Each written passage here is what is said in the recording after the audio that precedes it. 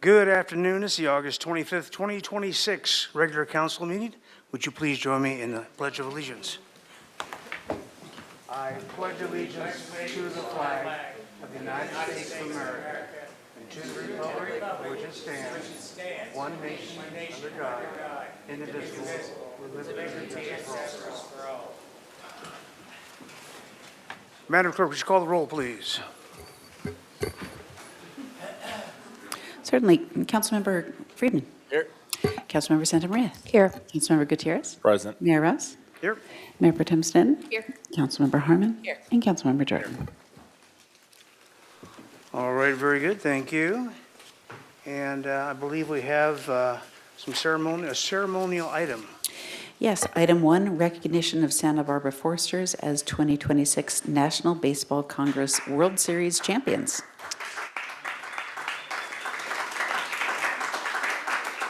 Good man, Coach. That is something, but definitely as big as a sailing trophy.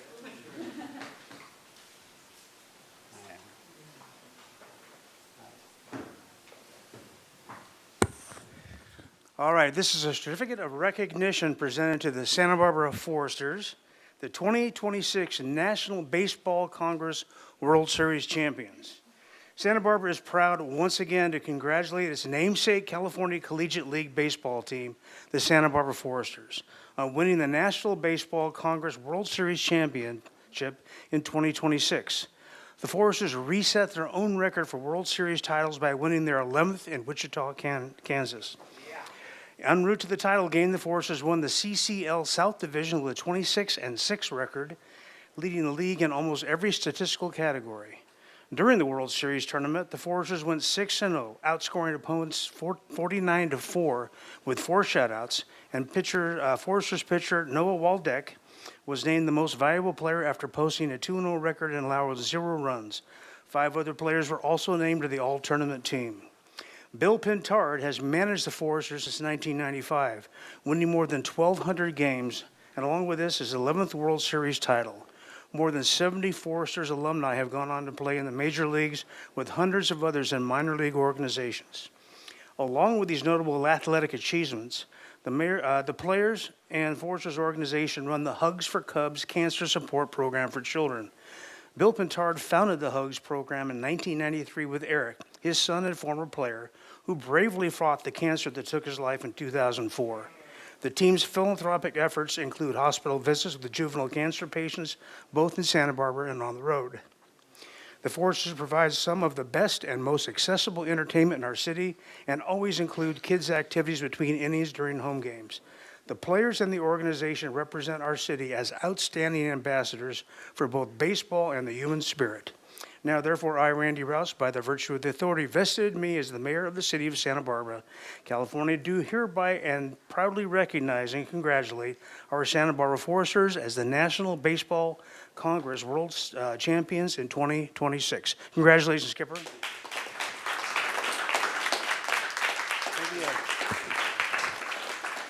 Thank you, Honorable Mayor, City Council. We were so proud to wear the name Santa Barbara across the front of our chest when we played this year, when we played up and down the California coast, and when we went to Wichita, Kansas. So they know Santa Barbara. They know it's about the Santa Barbara Foresters. And I have to tell you, we get our players from all over the country. And when our players come to Santa Barbara, they marvel at what a great community we have. So we're really thankful and grateful to all the community members, our police department, our public recs and department, and our city council for where we live and the quality of life that we have here in Santa Barbara. And a lot of our players, that's why they came back. We had 7 players, which was the most we've ever had returning, because usually our players go on to get drafted and things like that. I do want to introduce our Board of Directors President, Christina Songer, and she's also the Director of Baseball Operations, because without her help, we could not do what we do. So thank you, Christina.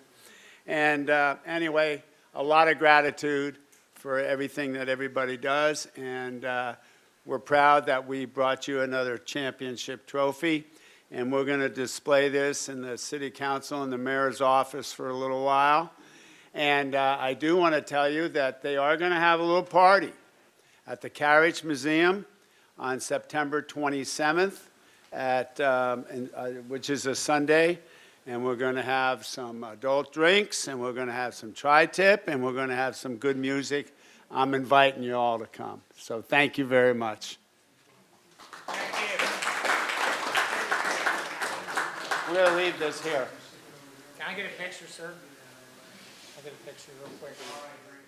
All right, very good. Thank you very much. Madam Administrator, there are changes to the agenda.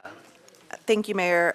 Just as we've been doing, we will move any of the consent calendar items that are pulled from the agenda before general public comment. All right, thank you very much.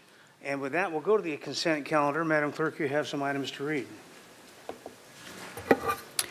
I do. Item 3, introduction of an ordinance to amend Municipal Code Section Title 16, Liquid and Industrial Waste Disposal, and to update standard condition and pretreatment program administrative documents, ordinance introduction.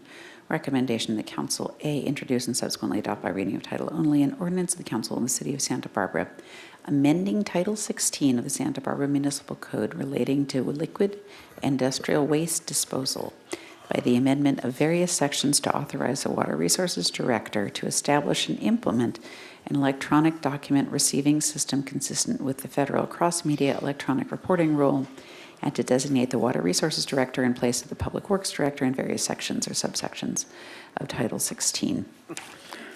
And that's all for consent, Mr. Mayor. All right, very good. Are there any items on the consent agenda that need to be pulled for either discussion or separate vote by members of council? And Madam Clerk, is anyone online that needs to do so? No hands raised online, Mr. Mayor. Okay, very good. And with that, I'll entertain a motion on the consent. Oh, we have a surprise visitor. Ms. Sneddon. Thank you, Mayor Rouse. I apologize. Could I pull item 4 just for some questions? I'll vote for it with everybody else, but.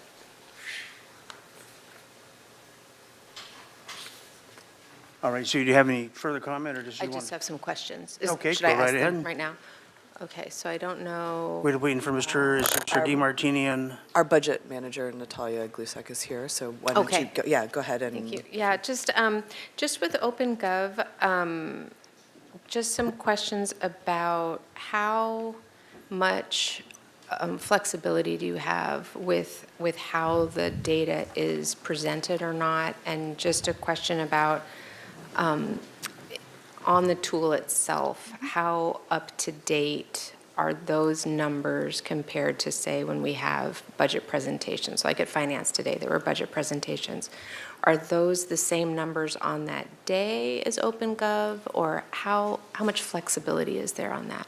So there's a Councilmember Stanton, thank you for the question. There's a couple things at hand here. If we're talking about the budget and the online budget book, those numbers are consistent with what was at the adopted budget time. And the actuals there are from the second quarter of fiscal year 2026, so that those numbers stay stable and we can talk about them in a budgeting sense. If you look at the transparency tool, which are the actuals of what's been happening, those actually load in every evening from our live ERP system. So those are up to date. Okay, thank you. And then with the tool itself, do you have flexibility in how the data is presented, or is it sort of, here's a template and you fill it in the way it comes with the program? At this moment, Councilmember Stanton, at this moment, it is, the way it is presented is rather rigid. It is in what they call their classic report. They have a new report system coming out that's a bit more flexible. At this juncture, trying to manipulate that or trying to be able to find things in that takes a little more effort than we believe is appropriate for people who don't actually work in the finance department. So we're working with them right now to make that a little bit smoother. Great, I'm happy to hear that, because it's been a little bit, it was a big startup and learning curve for everybody, how to Yes. use it, how to fill it and populate it. So you recommend this software, this program? Yes, we do. And at this time, to change off of it would be an entire process Okay. change, so. Not recommending that. Thank you. Thank you. that was All it. right, very good. And do you need to vote separately on that? Okay, very good. And then with that, I would entertain a motion for the consent calendar. Moved by Jordan, second by Santa Maria. May we have the vote, please? This is a motion for the entirety of the consent calendar. Motion by Councilmember Jordan, seconded by Councilmember Santa Maria. Please go ahead and vote.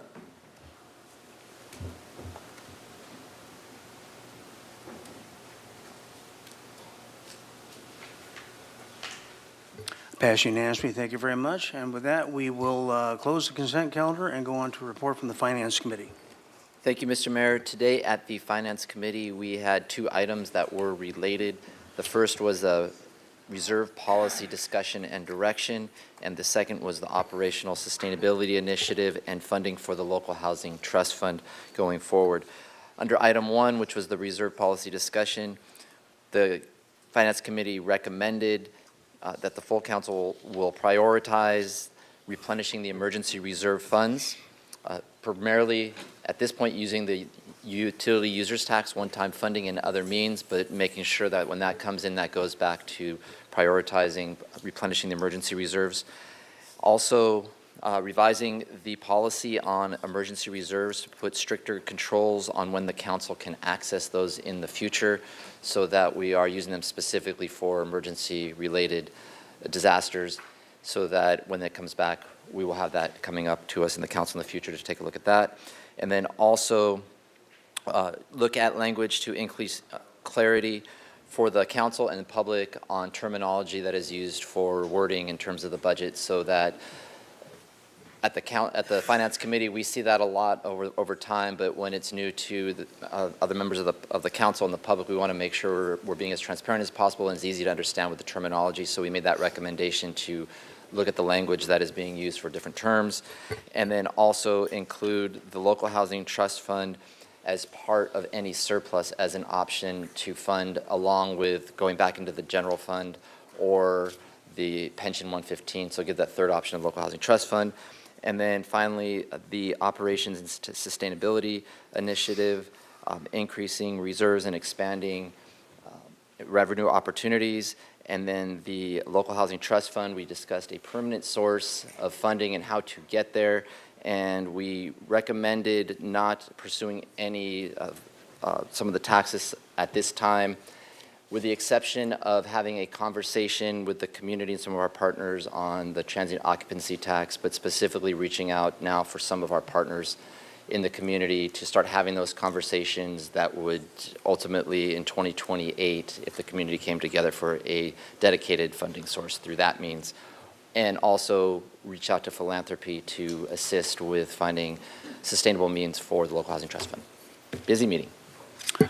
All right, very good, thank you. And with that, we'll close that item and move on to general public comment. And this is 3 minutes at the dais for any item that is not on today's agenda, but within the purview of this body.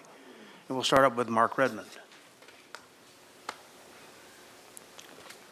Summer's almost over, and besides 68 podcasts I've done to bring kids awareness to the drug and alcohol problem, alcohol is legal, shouldn't be. I'm for prohibition because a lot of kids are getting messed up on alcohol. They can't think, they can't do their homework, can't even pass an exam. They're just party animals. So anyway, it's hot today, 90 degrees, so listen to this hot new song that Riley and I wrote, and he supports me for mayor, and he's one of my singers. Mr. Riley, take it away. With Mark Redmond. The beginning of that last podcast, 60, well, I got 68 now. This is 66.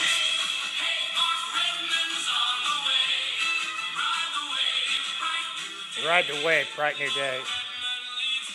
I wrote it and he sung it. Strong and kind, heart and soul. Working hard for one big goal. Fix the streets, school that shines. So, Mark, it'd be better if you just spoke. No, to this is really, I get 3 minutes. Don't You interrupt, can't please, hear it. Mr. Mayor, honorable mayor, don't interrupt. You know, you can. You're not running for mayor, I am. This You can is sit important. down at any time, you know, so. Okay. Anyway, you know, we're going to work together. Republicans, Democrats, Socialists, I don't care what you are. I'm tired of the fighting. And Mr. T in the White House has caused so much havoc. I'm done with him. If we get the control of the House, he's going to be impeached the third time, and he'll go to jail for his 34 felonies that he was convicted of. But now he's got his attorney general that let him off. This is Mark Rudd. No, I've got another minute. Anyway, there's over 5 million kids that have died worldwide of fentanyl, and I have taken a very earnest effort. I go to the drug and alcohol meetings at least once a month. Sarah Gorman knows it, city clerk. So do all you council members. And I'm running against Eric. I thought Wendy was running, but she's not. It's going to be Eric, Kristen, and me, and city council lady, what's her name? I meet so many people, it's hard to remember, but I will work hard. I'll be in my office 68 hours a day for $81,000. I won't just be there 2 or 3 hours and do some ribbon cuttings and go out and go, hi, I'm mayor, and I'm going to make this Chubby Checker Day or Sarah Gorman Day or Attorney General Day or City Attorney Day. I think it's important to take everybody's life, and everybody's life counts, and we're all important in this world. And I will work hard. I'm one of 10, a farm kid, and I know the work ethic. I never got in trouble because I was either in the 2-acre garden or I was planting wheat with my brother, with the farmers next door. We helped, they helped us, we sharecropped, and we made it. We almost went bankrupt, but we made it. And I'm here to run for mayor, and I will represent this city and work hard. Thank you. All right, Jeff Make it Baird. a better Jeff, city, the jewel of Southern California, thank Mr. you, Mayor. Mark, that's it. Jeff Bard? No applause?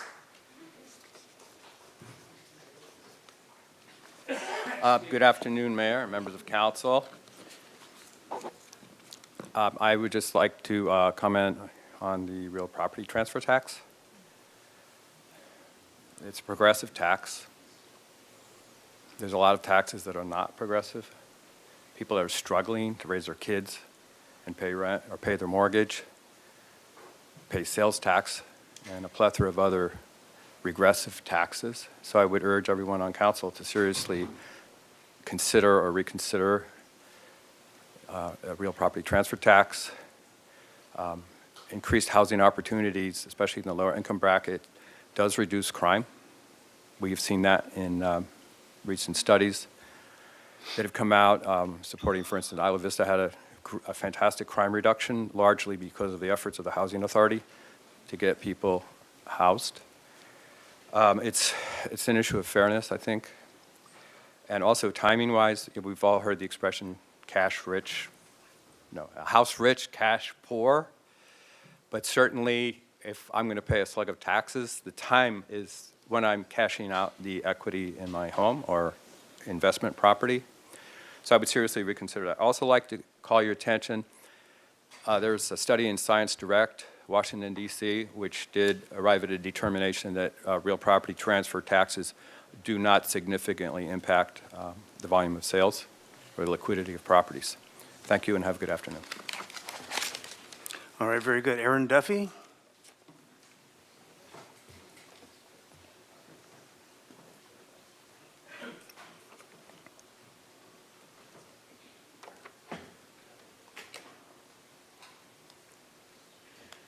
Good afternoon, members of the council. For several weeks, it's been hard, but I've stood here demanding accountability for being unlawfully evicted from ADA-required parking at Solstice Festival under threat of towing by city staff, and my grievances have been stonewalled. I'm putting together an undeniable evidence packet that I hope to get to you by this week, which will contain screenshots of both the Solstice website and the city's own santabarbara.gov domain proving this parking was legally required and publicly advertised. Both sites are actually still up right now. The packet will also contain a link to the 18 minutes of the officer's own body cam footage. That way, when the physical proof is in your hands, you'll know that this happened. I'm sorry I didn't complete this by today. I'm having a knee procedure tomorrow, so I couldn't get it done today, but I'm sorry about that. Anyway, more importantly, I'm here today with a shocking revelation that this was not an isolated incident. This past Friday, on August 21st, at the Access Advisory Committee meeting, one of the committee members named Nick Kuntz admitted on the record that he was also threatened with towing and forced out of the exact same ADA parking at the exact same festival. If this blatant exclusion can happen at Solstice, it can happen at any festival in town. town. When the city enforcement officer Randall Strom and Parks and Rec staff senior supervisor Sarah Knowles targeted and displaced a disabled member of your own accessibility committee, your system's not just broken, it's hostile. The evidence is objective, and even your own committee members are being violated by your staff. It's beyond reasonable to expect this city staff to know the laws and that professional standards should be enforced. There needs to be an immediate independent investigation into Santa Barbara Parking Enforcement and Parks and Recreation Department failures regarding these severe violations at Solstice so they don't happen at other festivals in town. I'm also requesting a dedicated ADA coordinator who actually has the time to protect our civil rights and can objectively investigate grievances to ensure the prompt and equitable resolution as required by ADA law. Thank you for your time. Thank you. All right, very good. Are there any public speakers online for general public comment? Yes, Mr. Mayor, we have one hand raised, Aaron Ashland. Aaron Ashland, please go ahead. Good afternoon, Mayor and Council. I want to talk about something I think we're overlooking downtown. Who is actually responsible for making State Street successful, and are we holding them accountable? I believe there's an inherent conflict with DSBIA. They're charged with marketing and activating downtown while also advocating to reopen State Street to cars. If you believe the promenade isn't working, what incentive do you have to spend money proving how successful it can be? And here's what really bothers me. My understanding is that the CBID budget's about $250 grand a year for marketing, and the city has provided another $150 grand, so that's roughly $400,000 for marketing. Before DSBIA took over, downtown Santa Barbara had about $125 grand to market downtown. And we're basically seeing the same things. First Thursday isn't new, swing dancing isn't new. So fine, let DSBIA keep the $125 grand to keep doing what they've already been doing, but what are we getting for the other $275 grand? That's over $20,000 a month that could be used for actual activation. Give it to Friends of State Street or another organization that wants to experiment with making the promenade successful. And if DSBIA has been given authority to do certain events on State Street without going through the normal permitting process every time, give Friends of State Street the same authority. Let them try bands in the street, pop-ups, festivals, games, art and family events. Try things. If something doesn't work, try something else. We should also rethink how we're marketing Santa Barbara. We collect over $38 million in TOT, or we did, and collect over $38 million in TOT last year, about $105,000 a day. Who's specifically responsible for getting people from LA, San Diego, SLO, or Ventura to spend a few days here, especially midweek and during slower periods? Let's create reasons to come here when our hotels and businesses need more business. Imagine what someone like Jack Johnson playing downtown on a Tuesday could do for hotels, restaurants, and retailers. And finally, please remember how popular car-free State Street actually is. Back in the summer of 2020, just a couple months after State Street was closed to cars, AIA Santa Barbara surveyed nearly 4,800 people. 98% of respondents were South Coast residents, and 93% of them supported closing part of State Street to cars. The city's own survey later found 79% of residents wanted a car-free. Those are extraordinary numbers. So when you hear the same 40 or 50 people repeatedly saying everything would be better if cars came back, remember that they're not representative of the community. Businesses now have spent 6 years adapting to this configuration. Reversing course again risks losing businesses that have figured out how to survive and invest in downtown, potentially leaving State Street worse off, not better. This was an extraordinarily popular decision. Instead of continuing to debate how to undo it, let's finally invest in making it great. Give the people who believe in the promenade the money and the authority to show us what State Street can become. Thank you. Okay. Please, let's not have applause, booing, or clapping. We've had a lot of speakers today. I want to make sure everybody gets heard. I actually have one more speaker slip, Madam Clerk. So Ana Garcia for public speech. This is general public comment, correct? So you have 3 minutes. I am here just to make sure that everyone who is here and who is listening knows that you can check candidate filings. We have a very important mayor race coming up, and Eric Friedman has nearly $150,000 donated from mostly out of area and or real estate agencies. This translates to siding with the oppressors who are wanting to continue to exploit our labor and our land for their profit at the cost of us and our ability to continue living in this city. I also want you to know that Jordan and Rouse were also large contributors, so if you like their politics, that's what you'll be getting by voting for Eric Friedman, so keep that in mind. Otherwise, you can choose to support a candidate who has small donations. Only, unfortunately, about a third of those, the funds that have been raised by Eric Friedman, because she actually has integrity and cares about the people that live here and wants this place to be affordable. Many of you may have grown up here. Many of you may have children that are growing up here. And if you want there to be an opportunity for them to continue to live here and make a life here in Santa Barbara, I encourage you to think very wisely about who you support for mayor. And also flush Brown down. All right, very good. Okay, with that, okay, that's it on public comment. We'll go to the next item. May we read the item into the record, please? Item 5, non-renewal of flock contract. All right, very good. We have a lot of speaker slips in, and I will give until 20 minutes to 3 to put in either more slips or for raised hands online. All right, and then we will determine the time at the end of when I get all the rest of the slips in. And with that, Chief Gordon. Good afternoon, Mayor, City Council members. This afternoon, we are coming back to you with the item for the non-renewal of the flock camera system and with the what our replacement system is, which is Verkada. I have Sergeant Bruno Peterson with me. He is our training and innovation sergeant. And prior to his promotion a couple years ago, he actually was one of our detectives that used this system. So I think it's important that you hear it from not only a sergeant who was part of the process and how we selected the new system, but also someone that was a user of the former and can speak directly to the cases that we used it for. So with that, I'm going to turn it over to Sergeant Peterson. Mayor Rouse and council members, I'm Sergeant Bruno Peterson, and it's my pleasure to be here today to talk to you about license plate readers in the city of Santa Barbara. We're here with the recommendation that council receive a report, my report regarding the non-renewal of the flock camera system and the staff recommended alternative to this system.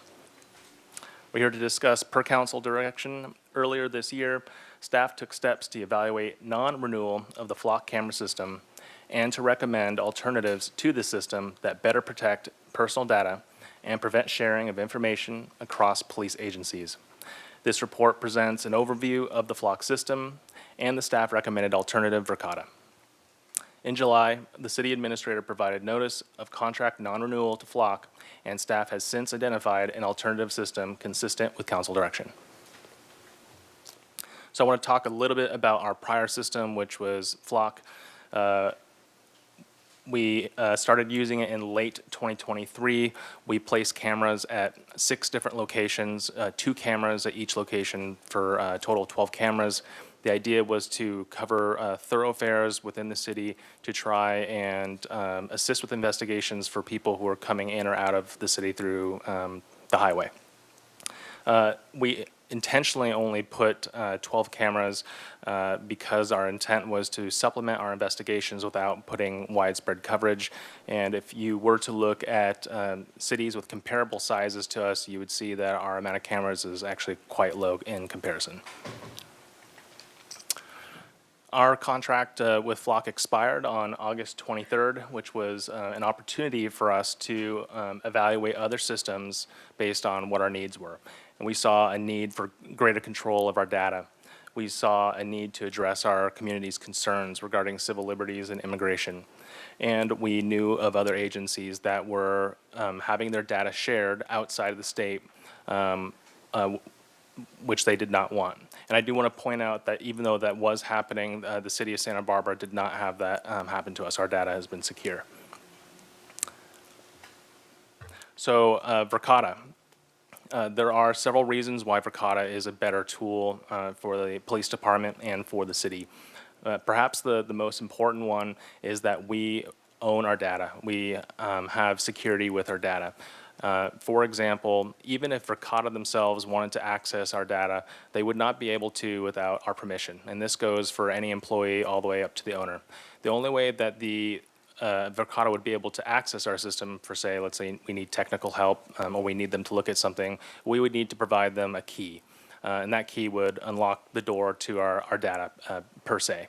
That key would be timed, and we would tell them specifically what it is that we're allowing them to look at. Once that key expires, the key no longer opens the door, and our data is secure again. Security. So when these cameras record information, data, it immediately encrypts the data so that it can only be decrypted by our system for us to use. Why that's important is if someone were to steal the camera or to hack the system, that data would be essentially useless to them. And then another important feature of Verkada is that it is CJIS compliant, which stands for Criminal Justice Information Services, which is a high standard for protecting law enforcement sensitive information. Overall, I just want to point out that Verkada is a better platform for what our objectives are, which is to provide public safety to the people who live in the city of Santa Barbara while emphasizing and protecting their privacy. And just one note before we move on, just because I want to address what I've heard as a public comment. The cameras that we are purchasing, when we set them up as ALPR cameras, that's all they can do, which means all they can do is capture the license plate and vehicle information.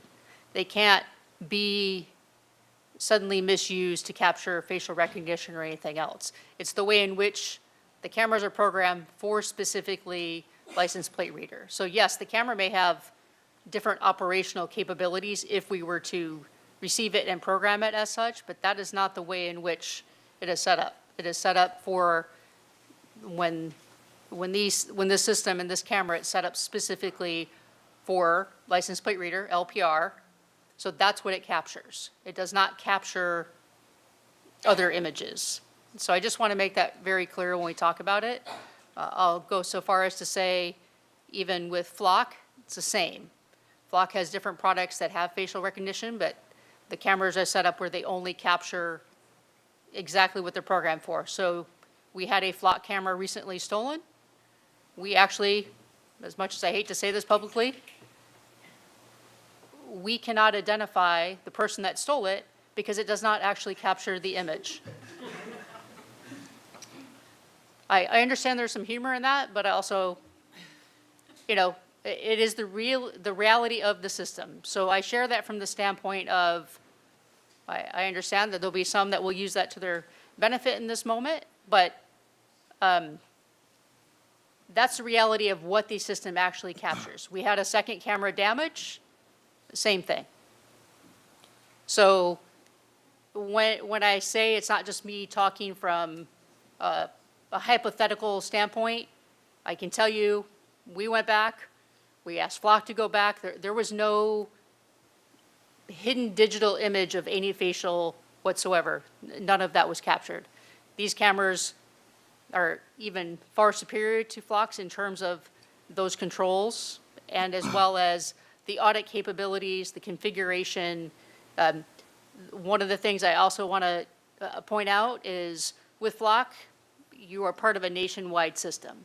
With Verkada, you are not. This is an individual city system that no one else from outside, other than the users that we have internally, can access the system. So with Flock, if you were a member of Flock, like our detectives would do, you could run, and if someone shared their data on Flock, you could see it. No one can actually go into our Verkada system and run it. No one else, it's not a nationwide system. So they would actually have to have an SBPD login to actually be able to access it. So I just want to point that out from a privacy and security control perspective. And as chief, I want to point out, we've heard the legitimate concerns regarding privacy and LPR technology. It is the reason that we have chosen the system. We looked at other systems, and the remainder of the presentation we're going to go through because I think it's really important for everyone to understand how LPR is used, and Sergeant Peterson will lay that piece out. But we looked at Axon, we looked at Motorola, we looked at a lot of the other companies. But we chose to stick with a company that we have the local control over, and to give up some of the other tools that the other systems provide, because they do provide nationwide searches, because we are trying to, in the words of John Doimus, balance the need for that investigative tool along with the privacy concerns. So I beat John to his own saying, to the punch. You're welcome, John. But I think it's important to just recognize we are trying to find that balance. We understand the privacy concerns, but that is part of the balance with what we're doing. And to reiterate, that's why we have 12 cameras at 6 locations, not 100 cameras, which most agencies our size have. We don't not have a widespread surveillance tool. That is not what this is used for. It is used for specific investigative leads. Thank you, Chief. I want to go into an example of how we would use the license plate reader system. Let's say, for example, we received a call for service of a violent crime that happened at State and Carrillo. There's information that the suspect got into a vehicle and fled towards the 101. When we arrive on scene, we interview a witness and we get some partial information because it happened very quickly. That information could be a partial license plate, perhaps a white sedan. With LPRs, it gives our investigators the opportunity to go in and look at a very narrow scope. A specific area, a specific date, a specific time for some information that was relayed to us by a witness. That could generate some leads. Those leads are not anything that our investigators would act on blindly. It's information for them to look at, to research, and determine if this is credible and if it's something that we should act on. These types of leads in that moment may give us the opportunity to arrest that person, make a difference in the lives of others, and potentially prevent future crimes from happening because we were able to act on license plate reader information. Without license plate readers, we're hoping that perhaps we intercept that person as they're fleeing. Other immediate investigative techniques, such as reviewing surveillance video from businesses in the area, speaking to other witnesses. This stuff is part of what we typically do, but it can be time-consuming. Sometimes it can delay us hours or days. And there's the potential, even when we conduct a thorough investigation, that we would not actually end up identifying who this person is. License plate readers are an extremely valuable tool for us to find leads worth looking into that may not have existed otherwise. I want to show an example of what a license plate reader result would look like for our investigators. They'll see images similar to this, as well as information like a license plate, a make, body, color. These cameras are specifically set up for and designed to capture the license plates of vehicles. They're not designed to take pictures of people. You can see in this example that you can't make out any details of the driver of the police car. As a detective who has investigated many cases and who has used license plate readers to try and develop leads, I personally cannot remember a case that I worked where I was able to identify the driver or any passengers from license plate readers. It's just not its purpose. When a license plate reader captures data, that data is maintained for 30 days. And the purpose of that is for us to, for the investigator to have an opportunity to determine whether or not there is evidence that is valuable for them to review. If they do find information within the license plate reader system and they download it as evidence, that evidence is kept at the police department for up to a year. If there's nothing downloaded, there's no evidence, that data is hard deleted after 30 days. So we only maintain data that is not used for evidence for 30 days.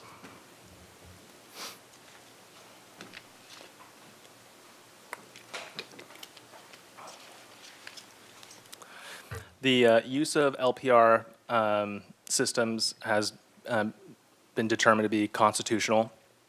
When we, all of us, are driving on the road, we are required by law to have a license plate and have that license plate on our vehicle and have it be visible.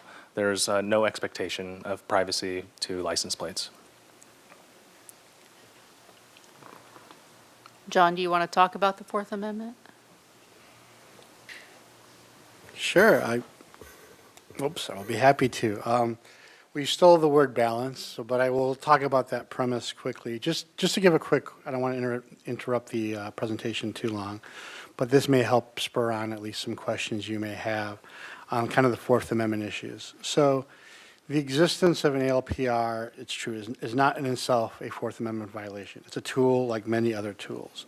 And it's the use, right?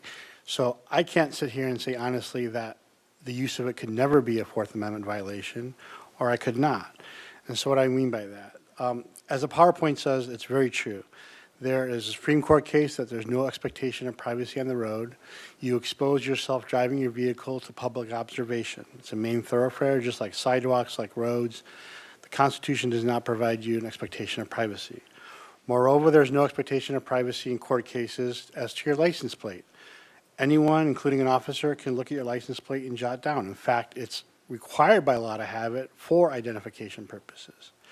Now, the question comes back to what is that balancing, right? ALPRs, as you see from the screens, are there just to capture license plate data, the image and the pictures of the license plate. There's a very low Fourth Amendment threshold if you're capturing that data to find out a discrete single or location of someone at where they are at that time. And why is that? Because as I mentioned, there's no expectation of privacy on the road, and there's no expectation of privacy in the license plate. California law has also really safeguarded the use of ALPR technology. The California Civil Code has enacted several statutes in dealing with on how you use it, the retention, who you can share with it, which our Santa Barbara Police Department manual follows. So that's an important premise on that. So what do I say is a low Fourth Amendment threshold? A low Fourth Amendment threshold is you're observing a vehicle in a location for a hit and run, or a kidnapping, or an accident like that.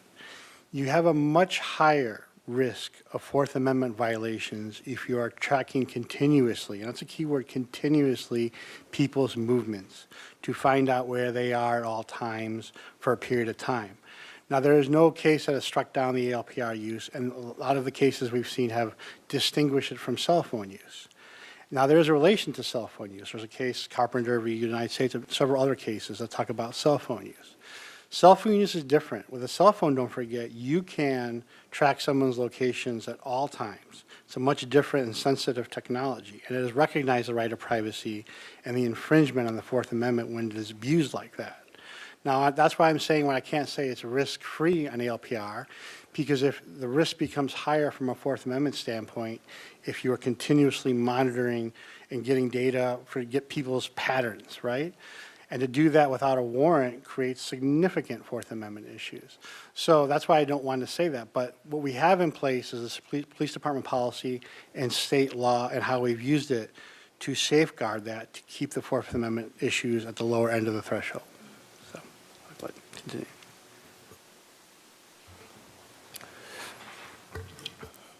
So I want to speak to some of our continuous oversight of our license plate reader program, or prior to August 23rd when before our contract expired.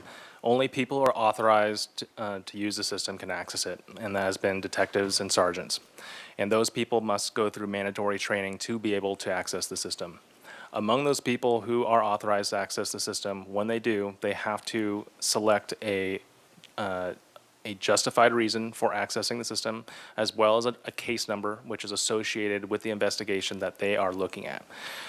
This is required as a means of ensuring that people who are using the system there's some sort of documentation that shows what they're doing.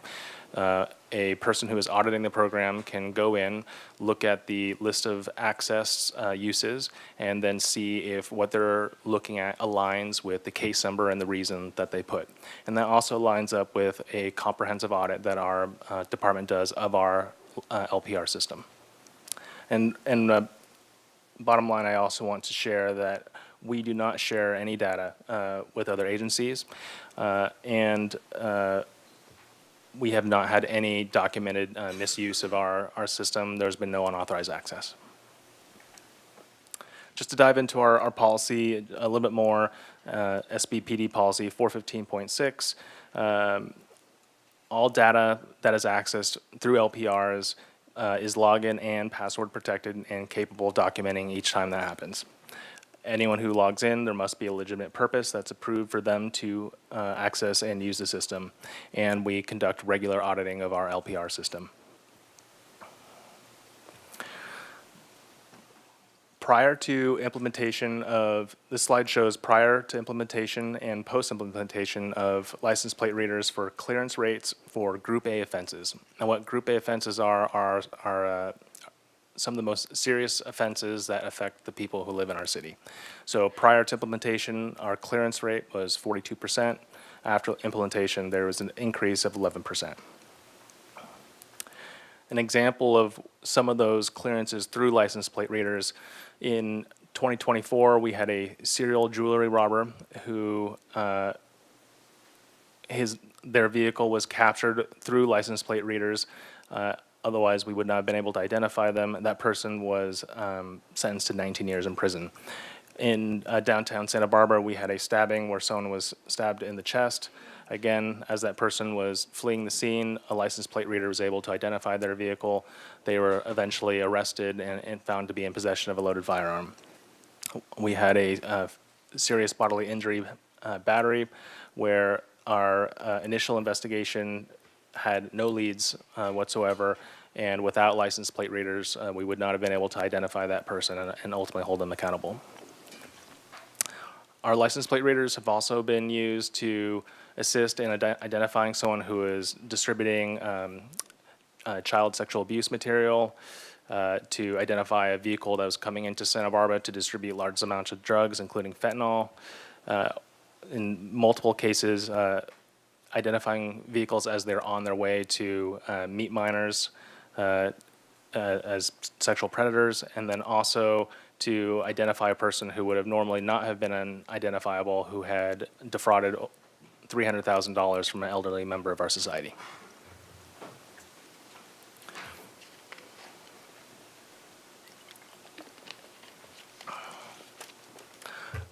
I want to talk a little bit about license plate readers and hit and runs. In Santa Barbara, we have between 3 to 6 hit and runs every week. Often when this happens to people, it happens very quickly.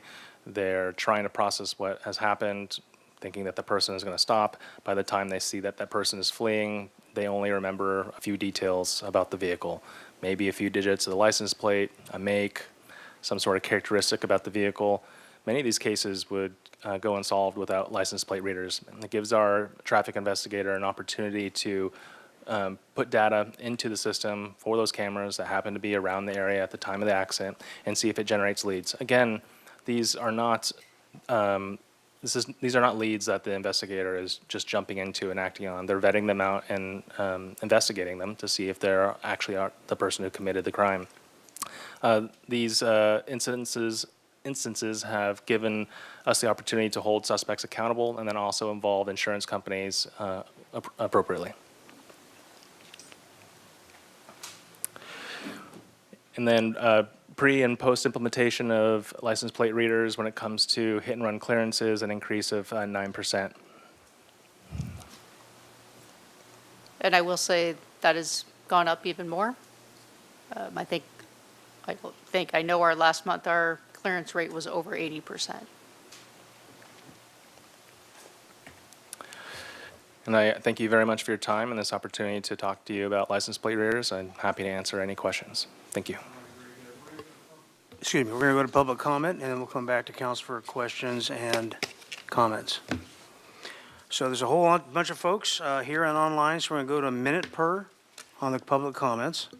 So I'm going to call your name, and I'm going to call the name of the person behind you on deck to come up so we can keep moving through. We do want to hear from everybody. So once again, please refrain from clapping or booing or anything like that, okay? Tanya Mark, followed by Reina Angel.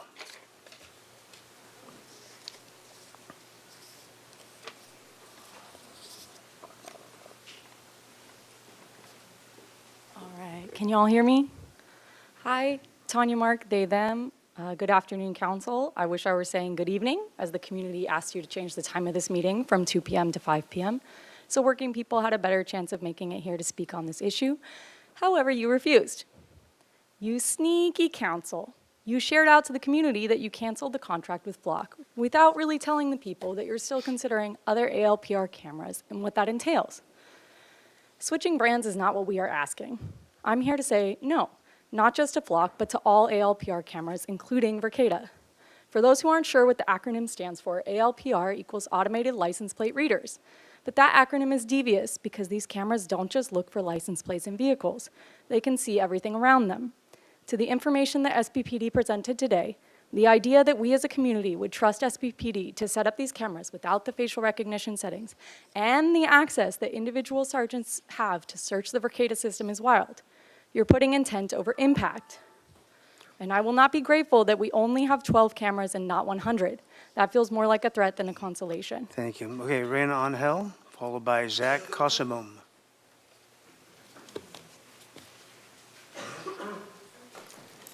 Hi, my name is Raina Angel. I got off work early today so I could speak. I was hoping we would start at 5. I am happy that you guys are canceling the Flock contract, but I wish you would not go forward with pursuing an alternative. There's no data to support that ALPRs increase public safety. Surveillance does not create safety, community involvement does. You need to increase community programs that actually work. If you look at Verkada, they have a record of security breaches, there's lawsuits against them. There's so much potential for more harm to be done than good. And also, DHS has been shown to be involved in these ALPRs, and that's how they go after brown people, and they kidnap people. So I am not okay with an alternative. Thank you. Zach Cosimum, followed by Jasmine Say, I believe. Hi, Mayor and City Council members. My name is Zach Cosimum. I'm a volunteer with a local organization that documents federal immigration enforcement to ensure constitutional rights are respected. I'm here today to urge you to reject the contract for the Verkada license plate reader system. SBPD is asking you to trust them with mass surveillance network on a promise that Verkada is a closed system and won't be shared with ICE. I'm here to tell you what that promise is worth. On July 15th, of last year during an immigration town hall, Chief Kelly Gordon stood at the Franklin Community Center and promised to the public that SBPD would not cooperate with ICE. And I will shorten this up because I'm running out of time. Anyways, on West Arriaga Street, on December 11th, ICE and SBPD were working together in an operation. So I just feel lied to, and yeah, I feel like she's lied to the community, so how can we trust her with this new technology? Okay, Jasmine Say, I believe it is, followed by Jacqueline Carlson. Did I get that last name right? Shia, but pretty close. Hello, council members. My name is Jasmine Shia. I'm a student at UCSB, and I'm the External Vice President of Statewide Affairs. I'm here to talk about the ALPRs in Santa Barbara County and to speak against them. ALPRs have been causing students to feel fearful to go to school, stressed for their families, and unsafe in their residence halls. There's still time to say no to these cameras and mass surveillance in Santa Barbara City. We, as residents, want our civil rights to be protected. We want data safety and privacy, and we do not want our representatives to sit complicit while our federal government ruthlessly kidnaps, detains, and kills our family members. We do not want our data to be shared with corporations that perpetuate the ongoing genocide in Iran. So stand with students and our community members and say no to another mass surveillance camera system. Thank you. Okay, Jacqueline Carlson, and I have Jennifer Sanchez is donating time. Is Jennifer here? Okay, very good. So, Ms. Carlson, you have 2 minutes. By the way, if you guys have signs or anything, either please keep them down or move to the very back row so you don't disturb other people, please. Thank you. 2 minutes, please, on the... Mayor, Council, my name is Jacqueline Carlson. I'm running for Santa Barbara Unified School District Trustee Area 1. I'm here because I represent a large body of majority minority protected class communities in which most of these flock cameras actually live.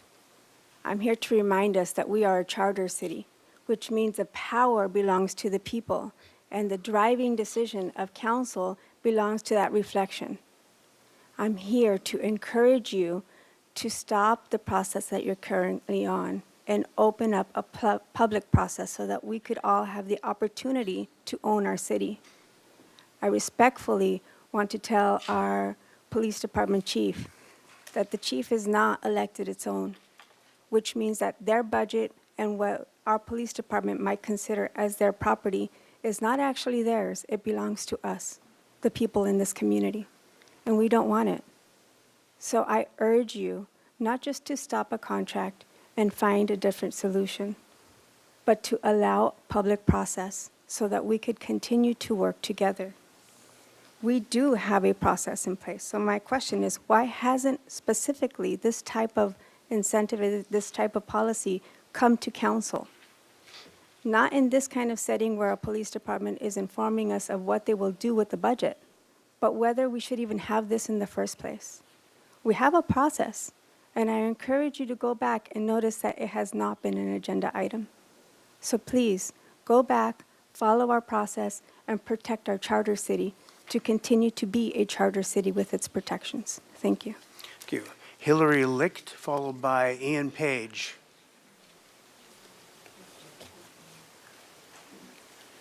Hi. In 2026, I think we all understand that we're being surveilled and that we are only as safe as the least balanced among us. So far, according to a recent investigation by the Washington Post, at least 50 law enforcement officers have been accused or charged with the misuse of flock or similar tools. Over half of the incidents involve surveillance related to romantic partners. Many cases involve a uniformed man stalking a civilian woman or the people close to her. 46 of the cases tallied by the Post involved flock equipment. Verkada will be no different. Currently, these databases are allowed to share broadly across state and federal networks, largely without a warrant. Accepting that there's no expectation of privacy on the road and reasoning that 12 cameras is a paltry amount puts us all on a very slippery slope. Thank you. Thank you. Ian Page, followed by Eric Boser. I think that's right. Good afternoon, I'm Ian Page with Indivisible Santa Barbara. One issue with the ALPR surveillance cameras is that they violate everyone's rights. Even though our city attorney says that there's a limit and a balance that's being done, the police chief looks at this technology as a tool, and she's right. However, using any tool comes with a cost. The cost here is the violation of all of our rights, and even though they've tried to balance it, the public safety is only reportedly enhanced by these systems. Today, for the first time, we heard that the police department has been successful in clearing 80% of some property crimes, but we haven't really heard any statistics or gotten any reports on what the closure rate is on the investigations that have been opened. The sergeant has talked about getting leads, but we want to really know how much this balance is going to cost us. The city has encouraged the concept that trust is critically important. I'm in favor of supporting the police department with every responsible resource that is available, but not at the expense of the right to privacy. To quote Benjamin Franklin, those who would give up essential liberty to purchase a little temporary safety deserve neither liberty nor safety. Thank you. In conclusion, please table this matter and Okay. do not accept the Verkada contract. Thank you. Eric Boser, followed by Ty Still. Good evening, City Council members. My name is Eric Bosser, and as a member of the Santa Barbara community, I want to express my strong opposition towards any continuation of an ALPR contract or system in place. We've seen in general across the country, but also just how these systems can be abused, misused, and target members of our community. And I wish for that to not be something that our people that live here have to worry about, regardless what the police department says, the safeties that they will have in place to do so. So with that, I just wish to implore that you discontinue any use of that kind of technology, and no, don't continue with a new system. Thank you. Thank you. Ty Still, followed by Myra Page.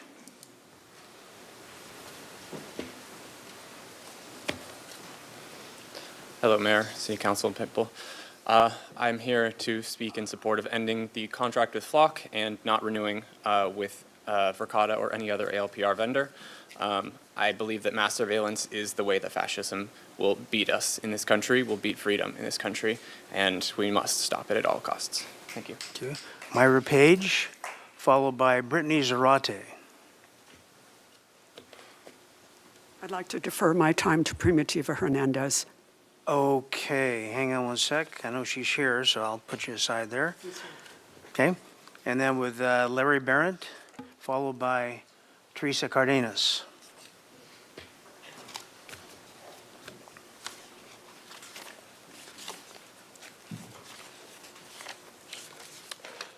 Larry Barrett, Indivisible Santa Barbara.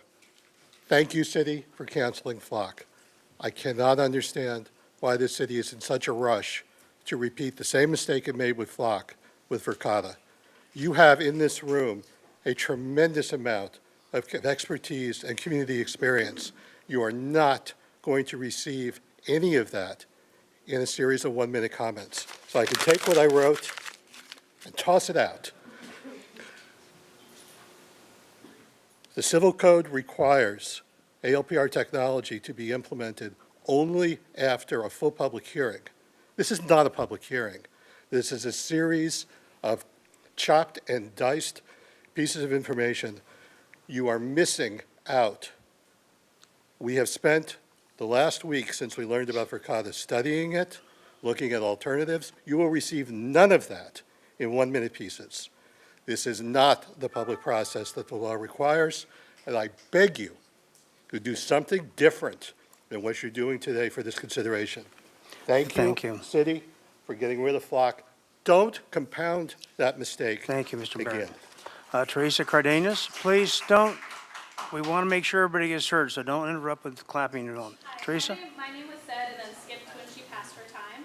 I'm sorry, one more time? My name was said and then it was skipped when whoever passed her time, so I would like to speak.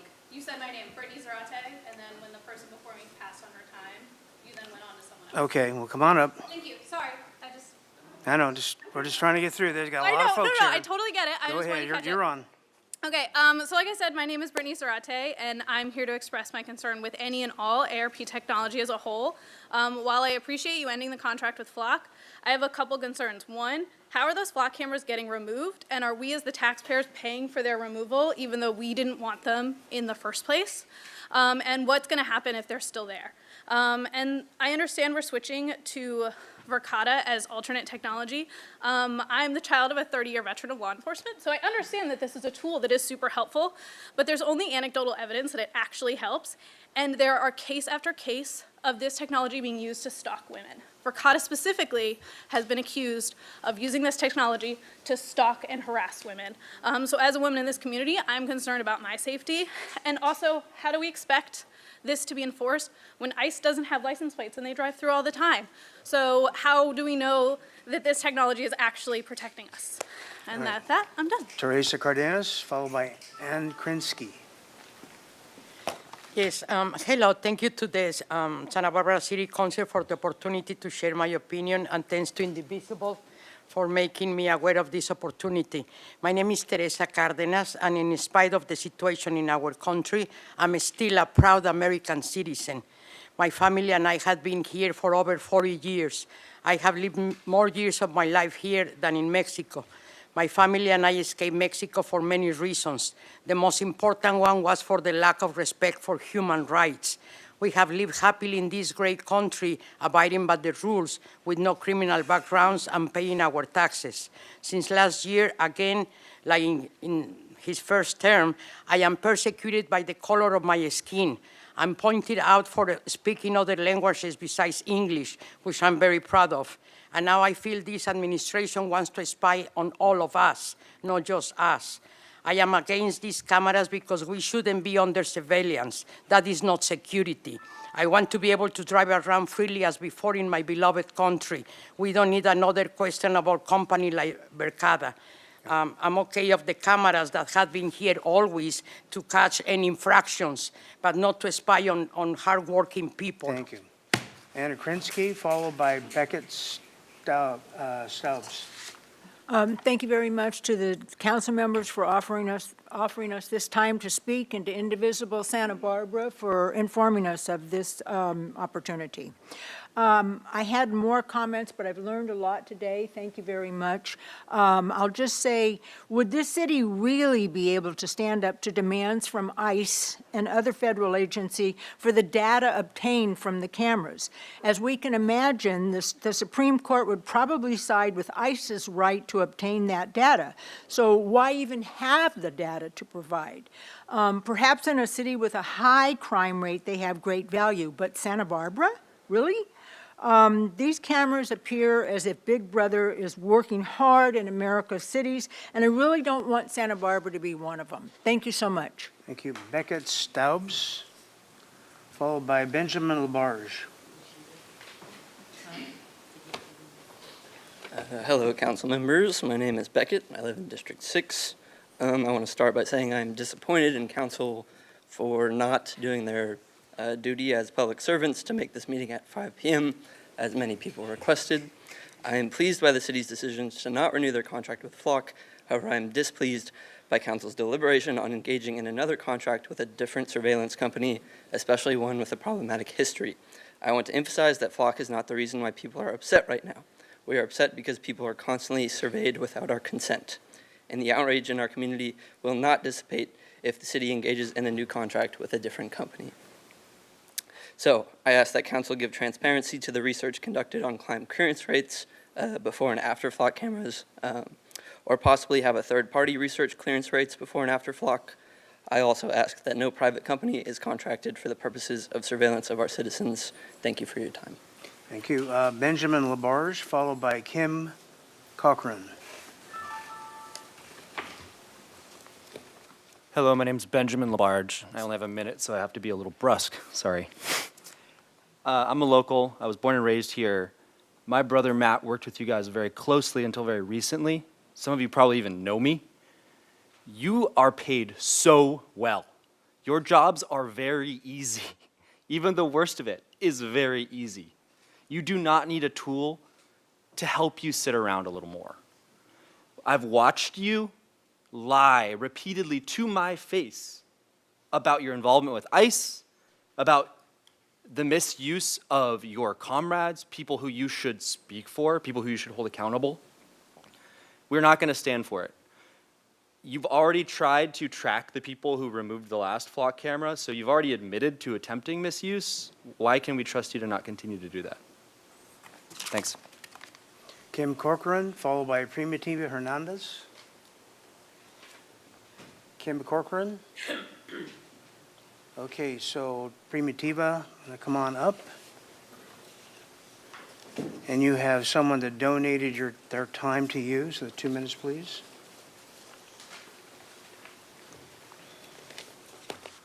Good afternoon, City Council. My name is Primitiva Hernandez, and I'm the Executive Director of 805 on DocuFund. Also, until very recently, I had lived most of my life here in Santa Barbara.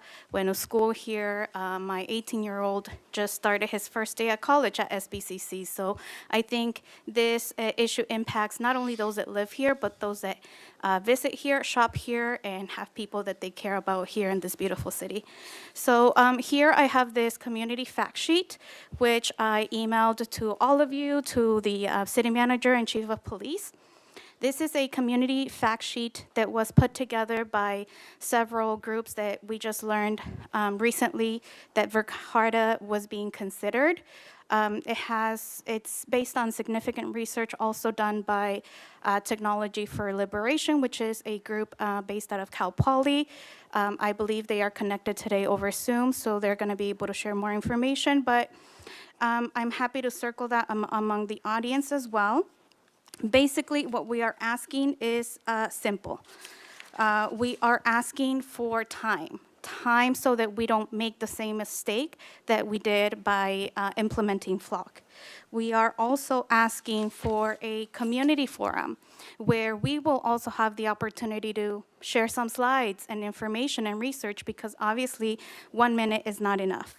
we are asking for this community forum to be presented, to be held after 5 p.m. so that more people are able to provide their feedback and have a 60-day public comment period with accessible multilingual outreach consistent with the spirit of the letter that was sent to you by many organizations. How about holding it at Franklin Clinic? You've already seen the community turnout. So that's all we're asking today.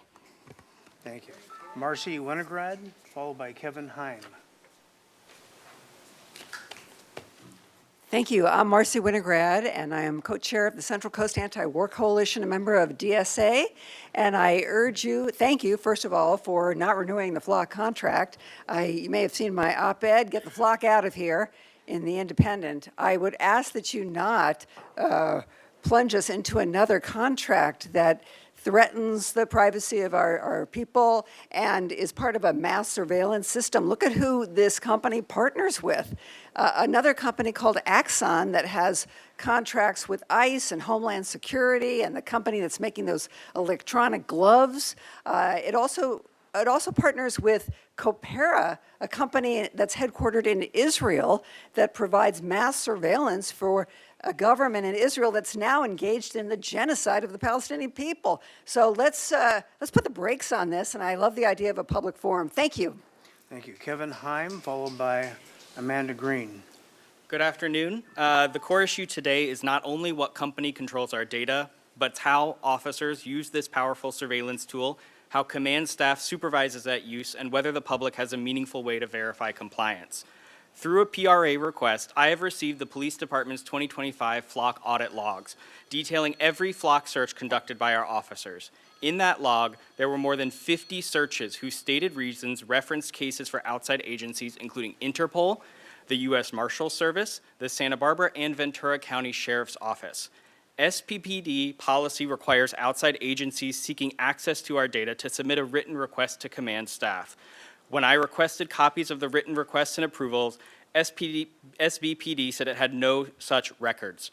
Not that they had them and couldn't release them, but that they did not exist. Put simply, it appears the police are violating their own policies and releasing ALPR data to outside agencies without proper command oversight. Before implementing this new system, require an independent audit of those searches, require regular command level review of our search logs, and commit to annual public reporting on searches, outside agency requests, policy violations, and corrective actions. Thank you. Our system cannot be closed simply to outside agencies. It must be open to meaningful Thank public you. That's oversight. time. Thank you. Amanda Green, followed by Ashley Farrell. Hi, I'm Amanda Green. Thank you for canceling Flock, especially given its ties to Peter Thiel, a notorious anti-democratic big tech actor in our country. I timed this for 3 minutes, so I'm going to just give you the short, and I emailed you the rest. But at the end of the day, the problem with surveillance technology, no matter how good of intentions we have, is when it gets into the wrong hands. And I think that's what kind of everybody's been talking about here is how do we watch the watchers? And so what I would ask, I'm not going to even say whether we have it or not, but that we have, agreeing with other people, public forums to bring more of the public to be involved in this. It's just such a big decision to make, and having safeguards built in, annual reviews where the city council is more involved in the contracts that the police department engages in. So it's about putting in more safeguards, more public participation. Thank you. Thank you. Ashley Farrell, followed by Robin Elander. Hi, thank you. My name is Ashley Farrell. Control is a language of fear. Any person or any system that feels the need to force its will onto others, whether physically, financially, psychologically, legislatively, or through surveillance, is not demonstrating strength. It's revealing weakness, and it certainly does not make us safer. Our current reality shows that the status does not guarantee integrity. Power without accountability often leads to harm. These systems collect, store data where people go, when they travel, how they move through their neighborhoods. Over time, that creates a detailed record of ordinary life of law-abiding citizens going about their daily routines. Once these systems are in place, their use rarely stays limited. What begins as a tool for serious crime can expand quietly, gradually, into something much broader. Our federal government has proved it cannot be trusted. ICE is a rogue agency who has lied continuously and has committed murder on our city streets. They have abducted children on their way to school. We are now hearing of young girls, I'm going to skip that, but I'm going to say that AI is not compatible with humanity. 70% of the water from the Colorado River comes from annual snowmelt, 5.5 million acres of agriculture, 30 indigenous crimes, and 70 million households depend on that water. Any use of AI is unacceptable. Robin Elander, followed by Jeff Bard.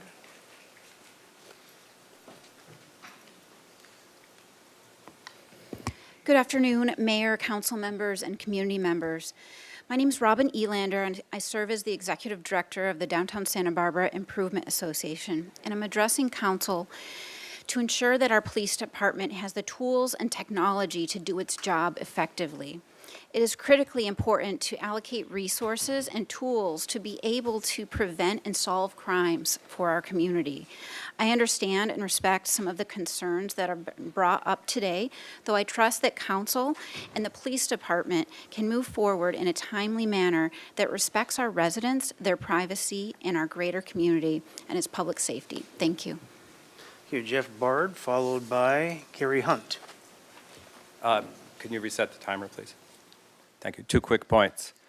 The California Constitution is much more vigorous than the U.S. Constitution, and in Article 1, Amendment 1, it states specifically privacy is an inalienable right. Everything you read in the other 49 states is inapplicable. We need a California-focused legal opinion. Secondly, under California law, 1798990.55A specifically mandates public comment before implementing a license plate reader system, and I believe that probably in compliance way back with the archaic system. But this is an implementation of a new system, which I believe requires a new de novo full public hearing, preferably in the evening hours, devoted. So I concur with UnDocuFund and Indivisible speakers and others that we should have a separate forum on this topic. Thank you. Thank you. Gary Hunt, followed by Ana Garcia.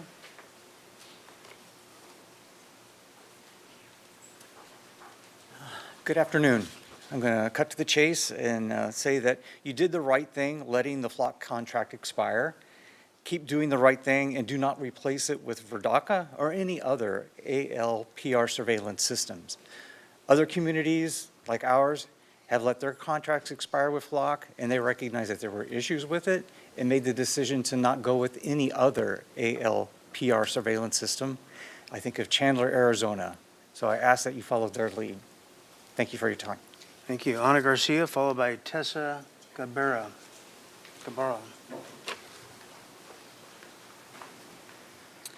Even though the city administrator and mayor made it more challenging for us to participate by refusing to move this item when we requested it to 5 p.m. So more people could participate, we still got all these people out here. They are calling out of work to be here and to reject surveillance. This is what democracy looks like. Thank you for listening to us and canceling the flock contract, but that's not enough. What's the plan to immediately physically remove these cameras, or will that be up to the public to take care of? We reject all mass surveillance tools, period. Replacing flock with Verkada or any other ALPR system is swapping one hackable dangerous system for another. I can't sit here and say that we trust police not to abuse the systems we have seen abused across the country. And as Chief Gordon said earlier in this meeting, Verkada is the same as flock, which is why we demand council give new direction indicating that we do not want to waste limited funds in this budget crisis on surveillance, or if hell-bent, then PD can give up some positions. Don't execute surveillance contracts that begin with a process that is not transparent. Hold off on signing the Verkada contract and make sure that there's a 60-day public comment. Technology can be hacked. It doesn't matter what the police is claiming that they're going to do to protect it. Anybody can hack into a system and watch young children. Tessa Gabarra.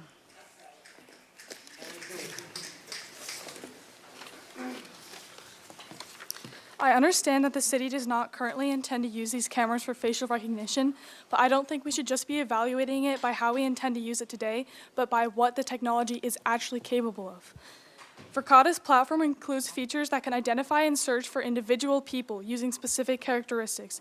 Even if those are disabled today, installing infrastructure capable of that level of surveillance creates the possibility that it could be expanded with a lot more ease. I ask the council to seriously consider whether this level of surveillance needs to be installed at all, and if the safety benefits are really outweighing the long-term risks. Thank you. Thank you.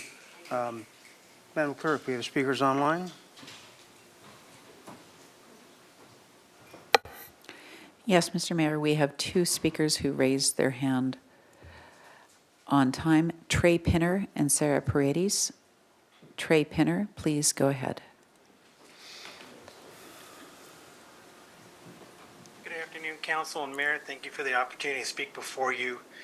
I'm Trey Pinner. I serve as the president of the Coast Village Improvement Association, and I previously sent you a letter today on that matter, but just wanted to raise a few thoughts here.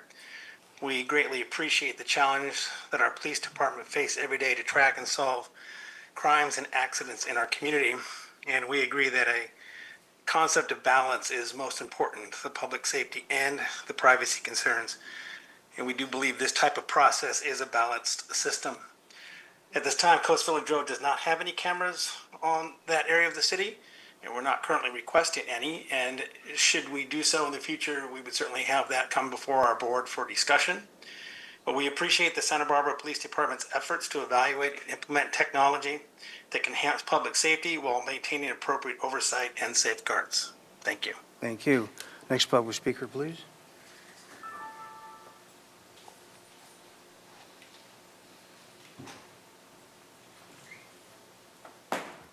The final online public speaker is Sarah Paredes. Sarah Paredes, please go ahead.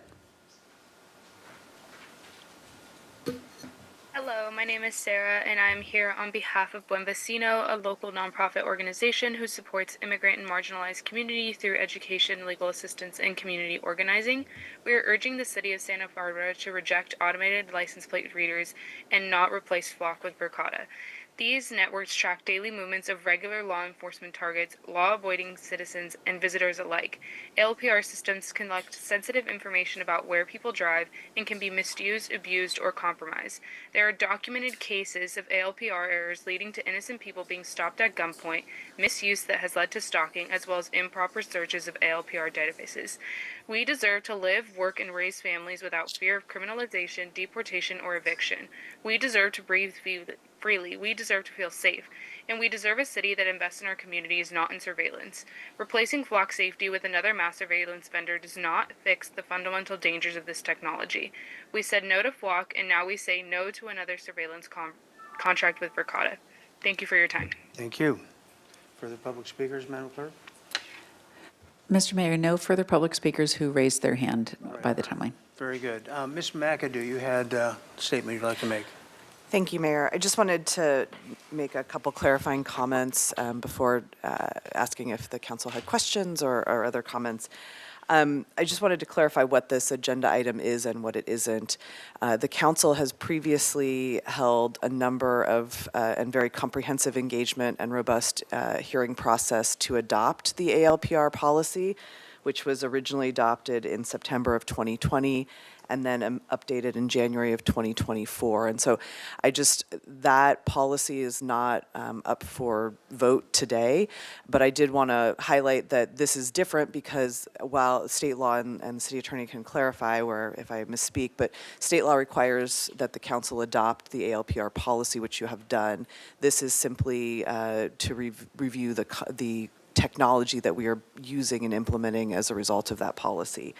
And so with the cancellation and non-renewal of the Flock camera system, the council did ask us to evaluate and to bring back an alternative that better protected the data, and so that was what we have brought back for discussion today. So I just wanted to make those clarifying statements before, just so it's clear that the council had previously held a robust hearing process around the overarching ALPR policy.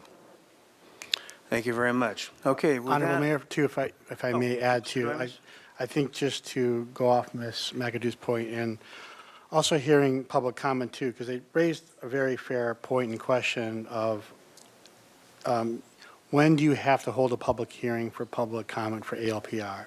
So and we would approach this as a city very conservatively in terms of recognizing the law on the issue.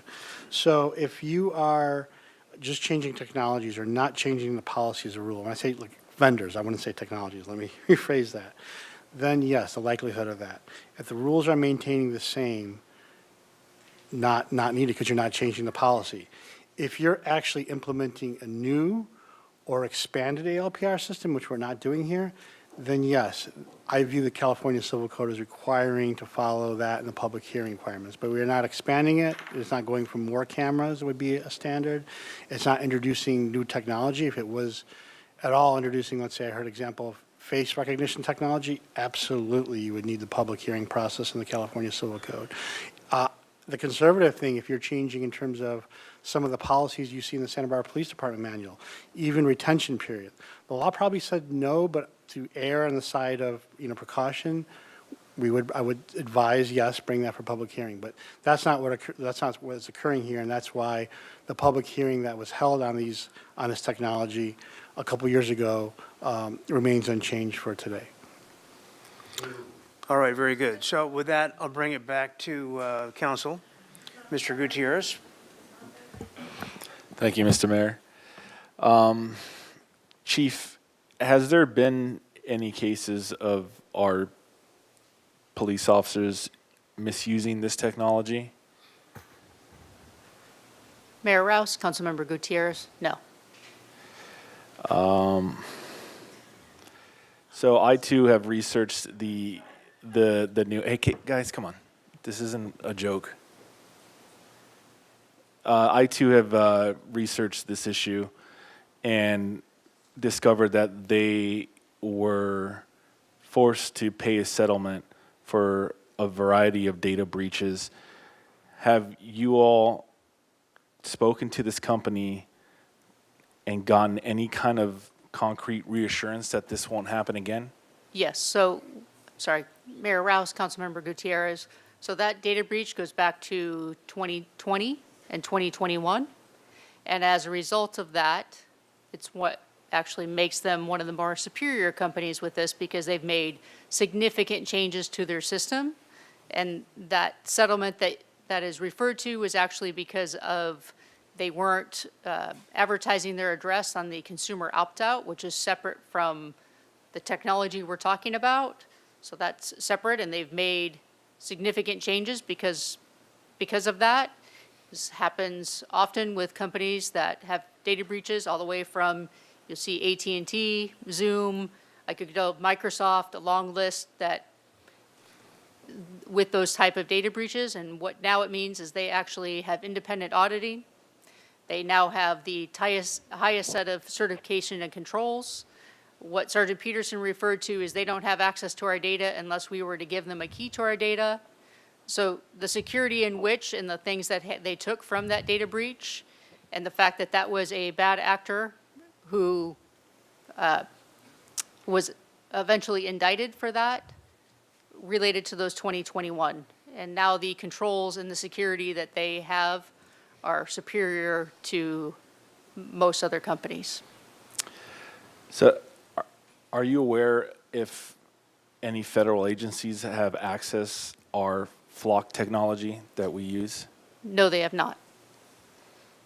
They have not, or you're not aware? In all of the auditing, which we have audited internally, what we have access to, we also conducted an extensive audit where we asked Flock to send us their raw data. There were not any access by our agency of any federal outside agencies. We've never allowed data sharing on our Flock. Where the agencies that have had that piece is because they shared, and there was a glitch in their system that allowed some of the federal agencies to have access. We've never shared, and we never have had that type of breach with our Flock system. Okay. So this one just goes to the city administrator. Do you know how much it would cost if the city were to implement their own surveillance system so we don't have to go through a third party? I don't know that we've evaluated that option, but I can turn it over to the chief to respond. So we did evaluate that option. The issue is that you still need outside software. So you have to have the software that allows you to actually search the video footage. So that is, we would still have to buy a camera with all of the same features, basically, that you're buying with like a Verkada camera. You would select a camera, but you would still have to have a software that allowed you to search it. We don't have the expertise within the city to create that software program that would be able to then go to that video and search by date, time, and vehicle make and description. You'd actually end up having to capture much more data than we do in the limited way in which we will capture data using the system. So it was actually something that we evaluated, but the expense of that is greater, and that the ability to do that would be very, very challenging. Okay. I understand that that we adopted a ALPR policy years ago. That was a different world, and obviously the public is not happy with the situation we're in now. So what would be the process to repeal the policy? So I think what, and I'm happy to take a start and turn it over to the city attorney. The council would need to direct us to research that and to bring it back as another agenda item. I just want to caution that we don't just use ALPRs for our police department. We use them for downtown parking, for our waterfront parking, for other parking enforcement. And so it would require, depending on the scope of that review of the policy, a pretty comprehensive analysis of what the staffing and operational impacts would be to repeal the ALPR policy altogether. Okay. Thank you. Ms. Harmon? Thank you, Mr. Mayor. Is this questions and comments? Yes. Thank So you. there's no Oh, action okay. today, so yes, please go Awesome. ahead. Thank you. Okay, I just have one question to start, and then I'll make my comments. Ms. McAdoo, the new contract that's being entered into, what's the termination provisions? What do the termination provisions look like? Is it like 30 days notice or? That's our standard, so 30 days notice. So, that if we went forward with that contract and then the council ultimately decided to revisit ALPRs altogether, we could cancel the contract. In 30 days. Okay, great. Thank you. That's exactly where I was going. Okay, excuse my voice. I lost it, so you all bear with me. I really appreciate the community's engagement on the issue of mass surveillance. Thank you all for coming today. I want to acknowledge and thank Ms. McAdoo, Chief Gordon, and your team for taking tangible action on the flock contracts. I very much appreciate it. You heard us, you heard the community, and you took this action, so that needs to be recognized. I think with this change, we are making steps in the right direction. The termination of the flock contract, that's a good thing. That we hold the data internally rather than sending it out to a third party, that's a good thing. That there's a coherent deletion policy. I think that the retention period is too long, but that we do have a regular automatic deletion cadence, that's a good thing. When we adopted our ALPR policy a few years ago, I expressed serious misgivings at that time, and I was honestly shocked to see how unpopular my position was at that time. I think Councilmember Gutierrez and I got more than a couple of emails with references to our tinfoil hats. I mean, it was really not well received at that time. So I really am grateful and want to acknowledge the real engagement with privacy issues that we're seeing now. There are real consequences to this ALPR policies, as so many of you have pointed out. I personally have serious Fourth Amendment concerns. In general, of course, Attorney Doimus, I do agree with your analysis, but I do think that even the best intentioned policies can become what's effectively a warrantless tracking program, even when the monitoring isn't continuous. Tracking happens, or it can happen, whenever someone can triangulate my movements and my patterns. So that remains profoundly concerning to me. I have concerns about misidentification. I have concerns about data breaches, about intimate partner violence, and on and on and on, and those misgivings have only grown since we first adopted our policy. Though I do want to be very clear, and I think it's important that I'm explicit about this, these concerns have not grown as a result of any misuse of the ALPR policy here in Santa Barbara by our Santa Barbara Police Department or by our other staff. That is not what has led to my ever-growing concern. My concerns have grown as a result of the ever more oppressive surveillance state under which we live.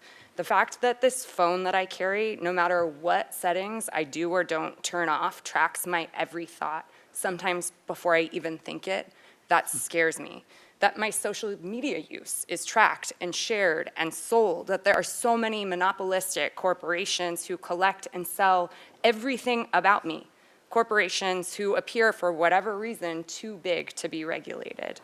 I share the disgust of so many of the public commenters who spoke today, and I did have the same concerns when that policy came before us a number of years ago. I have those same concerns today. So where does that leave us? We're not voting on anything today, and I think the presentation was very clear. We have a heck of a lot of work to do with our federal legislators, first and foremost, to demand meaningful privacy protections. That's a baseline, and that's where a lot of the real work needs to be done. But here in our city, we do have an opportunity, I believe, to engage in meaningful conversation around the implications of using surveillance technology in our town, positive and negative. And there are some positives, as Chief Gordon pointed out, and they should be acknowledged, that it's a good thing that we're better able to solve crimes. It's a good thing that we are able to close cases. There are also serious operational impacts that need to be understood too, and staffing costs. There are real concerns, as pointed out by our staff. So what would I like to see? I really think we do need to reopen the ALPR and data privacy policy. That's where the real opportunity is. As our staff pointed out, we have already voted on that. But considering whether that policy should be revised so that our use of surveillance tech is reconciled and better aligned to our values around privacy, I think we have a real opportunity to do that. I agree with, I believe it was Ms. Hernandez, her letter and comment. Let's accept public comment on this issue over an extended period of time, in the same way we did with the rent stabilization ordinance.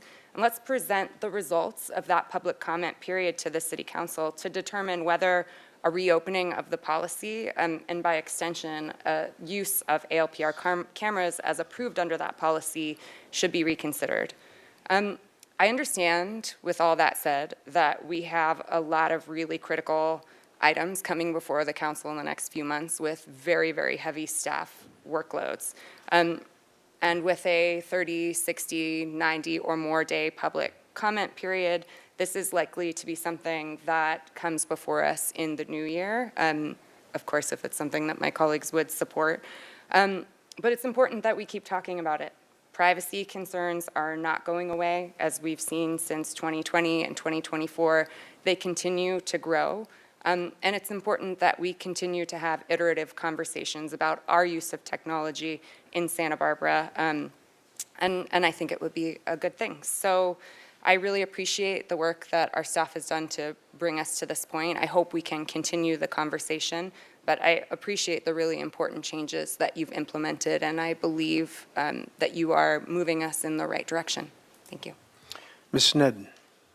Thank you, Mayor Rouse, and really so excellently stated. And I do remember both times when it came up before, having you voicing these same issues, especially with parking lots. And I remember at that time too, my biggest concern was that minors would have their motions tracked when they were entering parking lots because of the readers. And I was very concerned about that. And I would say now we are living in extraordinary times we could not have imagined. I think there are many in this room who had hints or were already living the terrors of what are happening now, but I don't think we could have foreseen how far this was going to go. And so when we adopted this policy, it was a different world. We didn't have internment camps. We didn't have blatant unlawful immigration enforcement practices with no due process, with hidden faces, no identification, no license plates. We may have had that on a smaller scale, but not anywhere near the scale that it's on today. This is not about our local police. I was actually surprised that even came up, that we have not had that as an issue, and that's not, for me, what this is about. This is about the ability of data to be breached, the ability for data to be used in very targeted, nefarious ways. It's about federal overreach, it's about regional overreach, and it's about no matter how much we think we have control of that data, I just don't think we do in any real way. And we wouldn't know we didn't until it was gone. What's different now, I think, and again, many have already experienced this in life, but there's sort of the idea that if you're not breaking the law, you're fine. This isn't going to affect you. The surveillance won't impact you if you're following the law. But we're living in a time when people are being detained, even if they are following the law, even if they are citizens, even if they are doing everything right. They're still at risk with surveillance. And it just simply isn't true that people are safe in that way. We're living with abuses at a scale, I'll say it many times, I just could not have imagined even 2-3 years ago at this scale. So for me, it is about the risk compared to the benefit. And even when we first talked about this several years ago, even without this scale of more widespread abuses of this type of information, many of us were uncomfortable. And my discomfort, I want to be very clear, is not from any internal uses for investigations. It's about the potential of the misuse. And I do have to wonder who it is that we're saving data about. You know, it's occurred to me, and I know I've mentioned this before, immigration enforcement is not acting lawfully. They're driving around in unmarked cars with no license plates. Their own motions would be valuable information for people who are filing complaints that are hopefully one day going to come to court and come to light, that people who have been taken or people who have been assaulted who want to fill in reports of that abuse, if we went forward with this type of data, they should have equal access to all that data of the comings and goings of these agents. And I don't think that it will be balanced in that way. If it were to be, that could be tracked the same way, or people could be alerted in that same way, I would have maybe a different feeling about it. But again, this isn't about our internal processes. I would be okay, as I've said before, in not having them in parking lots. I would be okay with free parking. We could use the funds for these cameras to have extra ambassadors, or even have an extra patrol officer or an extra detective, or whatever it is that would help actually meet the intended uses. I don't think you're just sitting around and doing nothing. I do know that maybe most of the work that you do is in solving things after the fact, and you do need those tools. But I don't think that this is the safest tool that you could be using, and it would take more. And I don't want to deny the resources that you would need, but I am not in favor of this resource for this purpose. So we can revisit the policy, we can reopen it. I just think it's such a different world, and everything that we contemplated before did not fully contemplate where we are today. So very respectfully, that's where I am today. Ms. Santa Maria. Thank you, Mr. Rouse. Thank you so much to my colleagues who have expressed some very valid concerns, and to the public, thank you for showing up. I know that the time is less than ideal. To our staff, I really do appreciate the comprehensive presentation today. Before I go into comments, I just had a few questions, if that's okay, just about like how Verkada would function. So right now we have the current flock cameras, the contract is set to expire. Is it August 23rd that we had the contract expired yesterday. Okay, so it's expired yesterday. Flock is off. Okay. Just in case there's a question, I want to just make that public statement. The cameras are off, our system is off, we do not have access to Flock, period.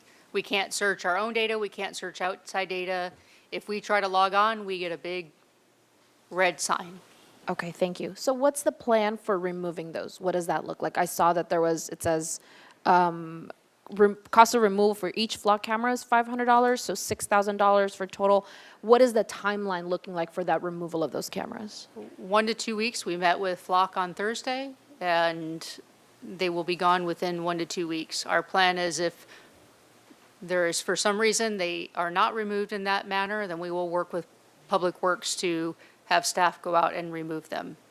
Okay, and do we have a cost analysis on how much that would cost in terms of staff time?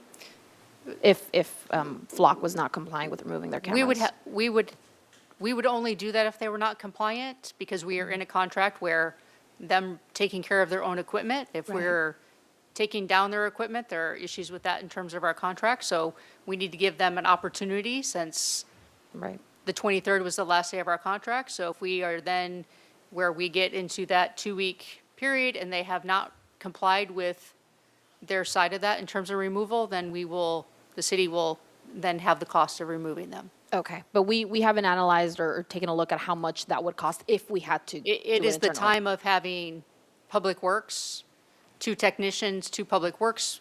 It will need a cherry picker. So it is the cost and the staff time to go do that. We can't, it's not a matter of we want to save 6,000, so we will just do it ourselves. Right. Because of the terms of the contract, we need to allow them that opportunity to remove their, and if they do not, then we will, because then they are in breach of their own contract. Right. Their side of it, then we will remove them. Thank you. I just wanted to get a sense of how much it would cost us to remove them, whether it's them or it's us. But it makes sense to have to wait until they can fill their contractual obligations. What's the cost difference between Verkada and Flock? Was Flock more expensive to use that system, or is Verkada, like, what's the price comparison there? Flock is more expensive because Flock is a yearly cost. I want to say the last year of it, I think, was right around 40,000 per year. Okay. I believe. I think that's what it was. Yeah, right around the 40,000. Per year, or for how many years? For a year. For a year, okay. Versus Verkada is, we buy the cameras, so those are a one-time cost, and then the 5-year license that goes with it. So the total for the program of 5 years, because we're buying 5-year licenses, would be 56,000. Okay. And then compare that to Flock. In 5 Correct. years, that would have been 200,000 just in Correct. the licensing. Okay. And part of our analysis was looking at other, whether it was Motorola or Axon, the cost of those systems was a lot higher than using the Verkada system. Okay. Has there been any discussion on what the department, or as a city as a whole, we plan to do with those leftover funds? So if we're only using 10,000 versus 200,000 for the next 5 years, what's happening to the other 190,000? Does the department have something that they're planning to allocate it to? Is that just sort of free in the department for what you need? Like, has there been any thought given to that? It would show up as just budget savings. And Okay. so if there was another, use that the department wanted to use, they could use that. Or if there's savings at the end of the year, it would go back into reserves. Okay, so that's encouraging. I think every single dollar that could go back into reserves would be helpful. So I would encourage us to look at that. Let's see what else. So just from a quick Google search, I saw Verkada has a people and vehicle motion search. That's what it's called.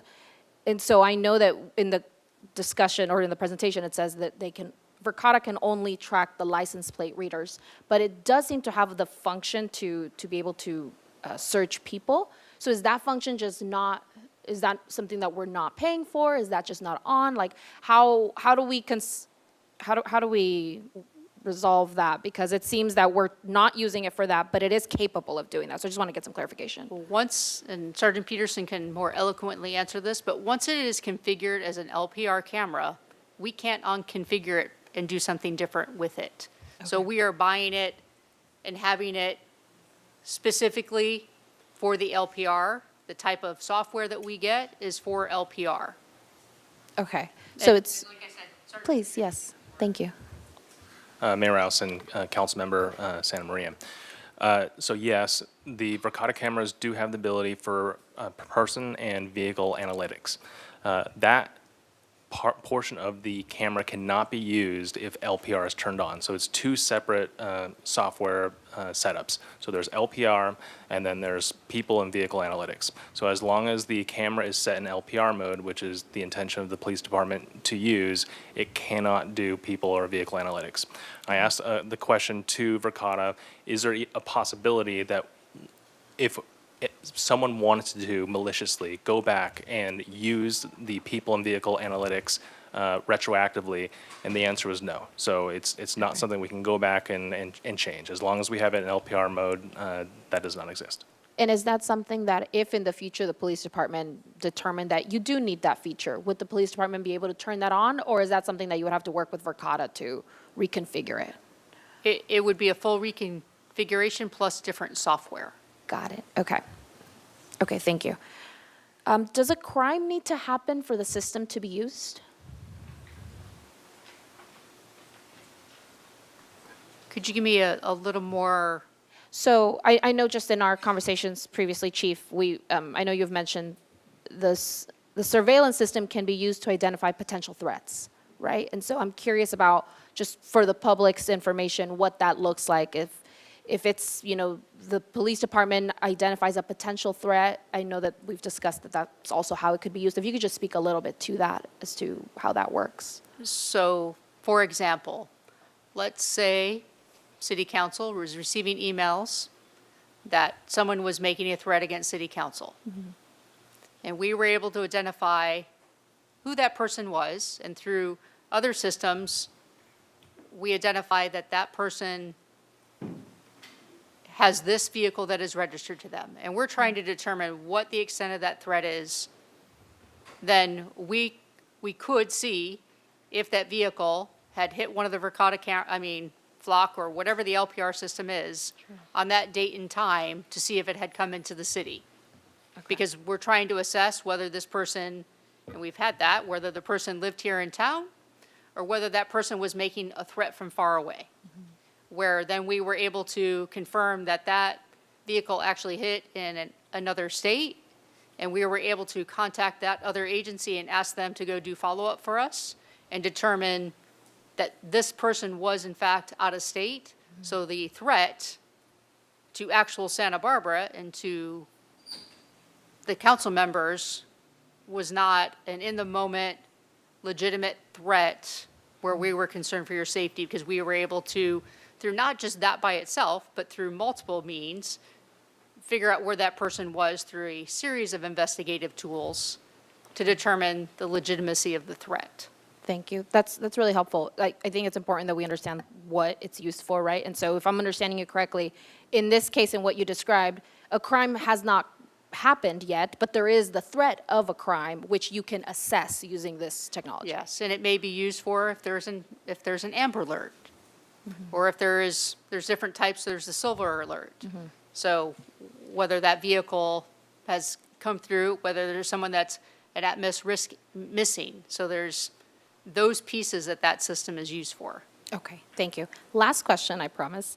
But we had some examples listed of real cases, right, of when flock or ALPRs have been used. There was one, I'm not remembering now because I don't have the presentation in front of me, but there was one example where it said that you were able to identify who the criminal was through no leads. How do you use the system when you don't have any leads to go off of? Like, how do you use the system when you're starting from scratch on an investigation like that? So I believe, if I remember correctly, that one and Sergeant Peterson reviewed them all. Pardon? There was an aggravated assault that occurred. The victim actually ended up where the victim was at the hospital, and that's where it started. So initially, we didn't have any leads, and we were able to go back to the location where we thought it occurred based on the description, and then work it from there with no leads. And one of the key things that opened the case was from the LPR, where we were able to search what vehicles left at that time, and that led us, because of the time that it occurred, led us to where we would have had nothing without that LPR. Okay, so sometimes it can be the source of a lead. Yes. Sometimes, okay. Okay, thank you so much. I appreciate you answering all my questions. I'll just give some brief comments before we end. I'm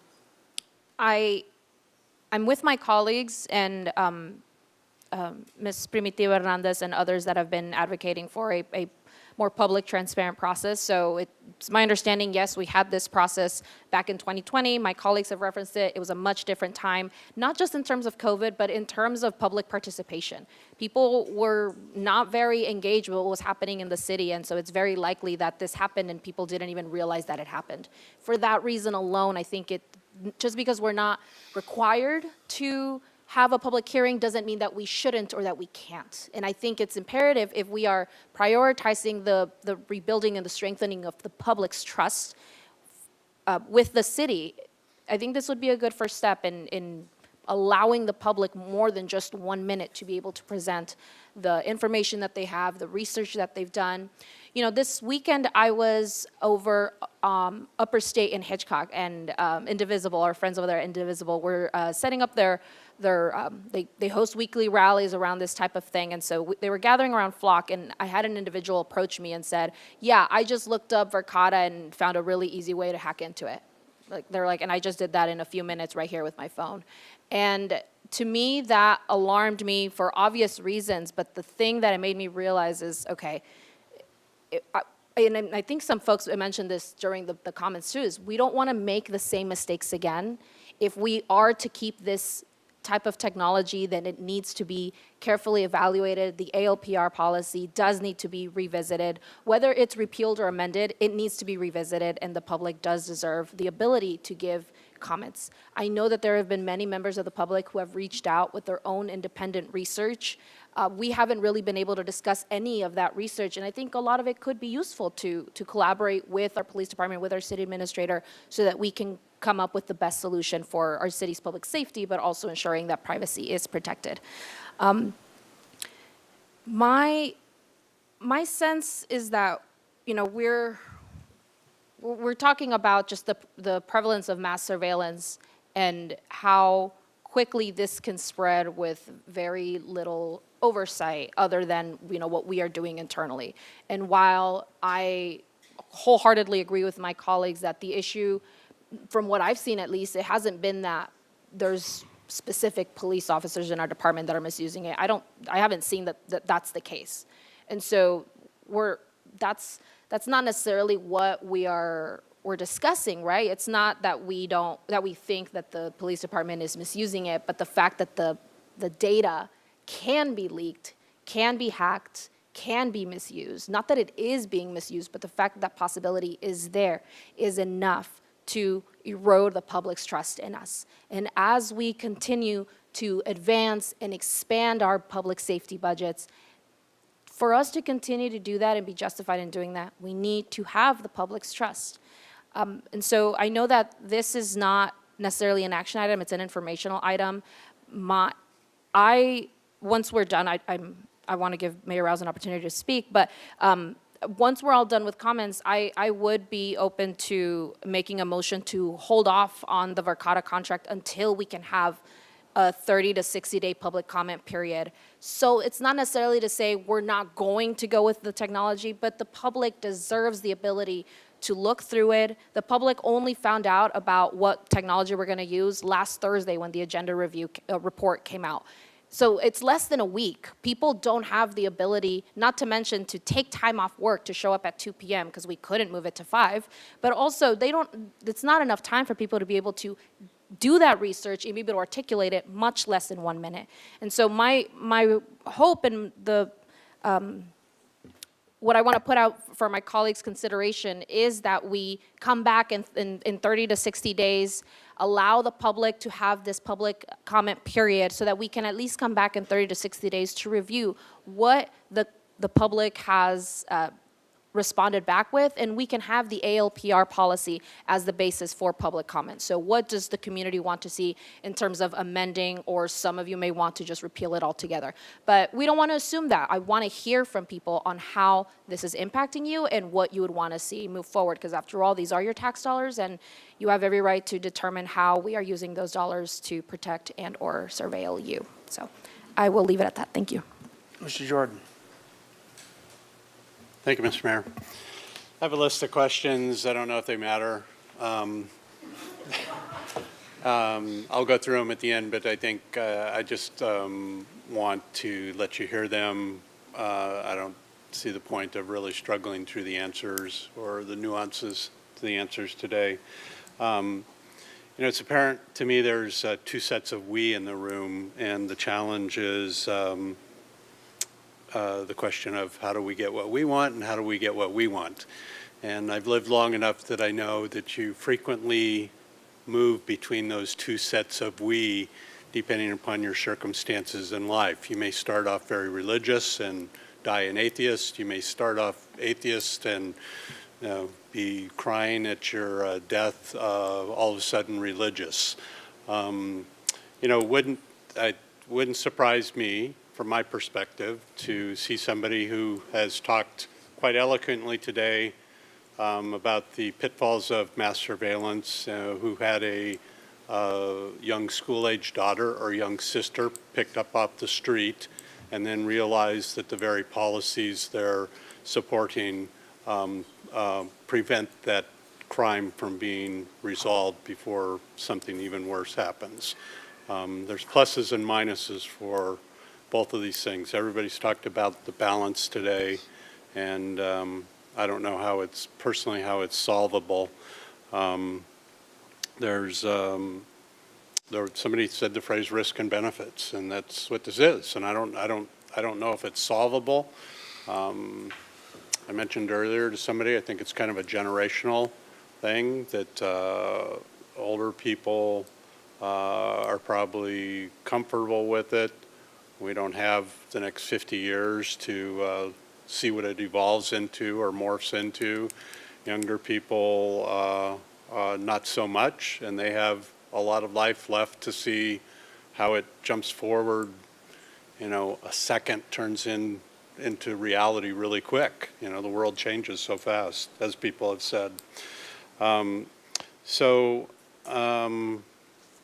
think what I'm hearing today up here is more time is needed, and I don't have a problem with that. If somebody's going to buy into a 30, 60-day public comment time, you're really pushing this off to a new council after the start of the year. And I think we ought to be clear that that's what we want to do. There's not going to be a decision made in late November or December. We're not here. Staff's not here. And I think that would be, if that's the consensus up here, that would be my suggestion, that we just admit to ourselves that we're going to stay on this, pause on this, and take it up again in January with the new council. My questions are all really wonky policies. So the one even you just talked about with Councilmember Santamaria on the functionality of the camera. I got the same impression from your initial description that I think she did, was that the cameras come with these capability, but you're only using part of it. And so I think that could have been explained better, that you put them up on the pole and they only work one way or the other. They're either an LPR reader or else, because I've Googled them too, and they come with LPR, they come with facial, they come with AI, and I think it's clear from your follow-up answers that you intend these to only be LPR readers and nothing else, and I think that has to be clear. But let me just go through my pages and then get out of the way. So you mentioned giving Verkada a key when they need to access the system, and So my question there was, how do you know what they're actually looking at when they're getting into the system? Can they look at everything? Can they only look at something? What are they doing? What can they turn on? What can they turn off? I think this is the one I just talked about. The camera has other capabilities, so who sets that policy or functionality? How can it be changed?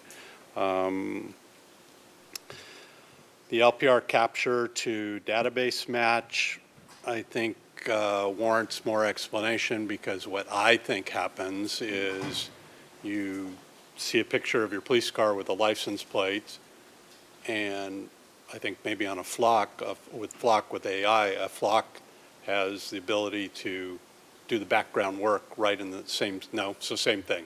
So you basically have to write down the license plate number and go over to a different monitor and log into your version of California DMV to pull out the information. But I think that stuff like that, details like that, if you want to talk about policy rather than just distaste for mass surveillance, I think those are the kind of details that need to be talked about a little more, about how you actually do that, that you're not looking at something that's basically showing you an AI world in real time, that there are distinct separate processes that end up being followed. I'll go through all these, and like I say, I don't really need a response today. The examples I've seen, somebody's out here, we talk back and forth, right? Yeah, and I was out of the country, and section 715 or 415, and said sorry, and I Googled it, and I ended up getting an older version than he was looking at, and I'm going, what are you talking about? I'm looking at this, and we had a quick back and forth email thing, and you know, at the end of the day, I don't think it's the cameras that are invasive or bad. It's the people that have the ability to use them. It's the risk versus reward. But that risk is all people-based. And to me, just even looking at the older version of those chapters, they're pretty loose for the level of concern that I'm hearing.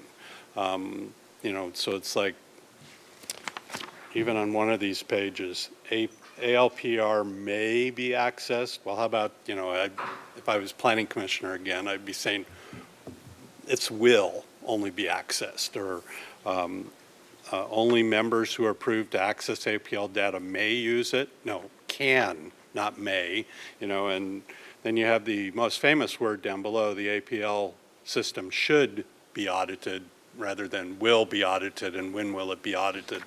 So I think, to me, my focus is on, if there's an application to this, it certainly has to include a real combing through.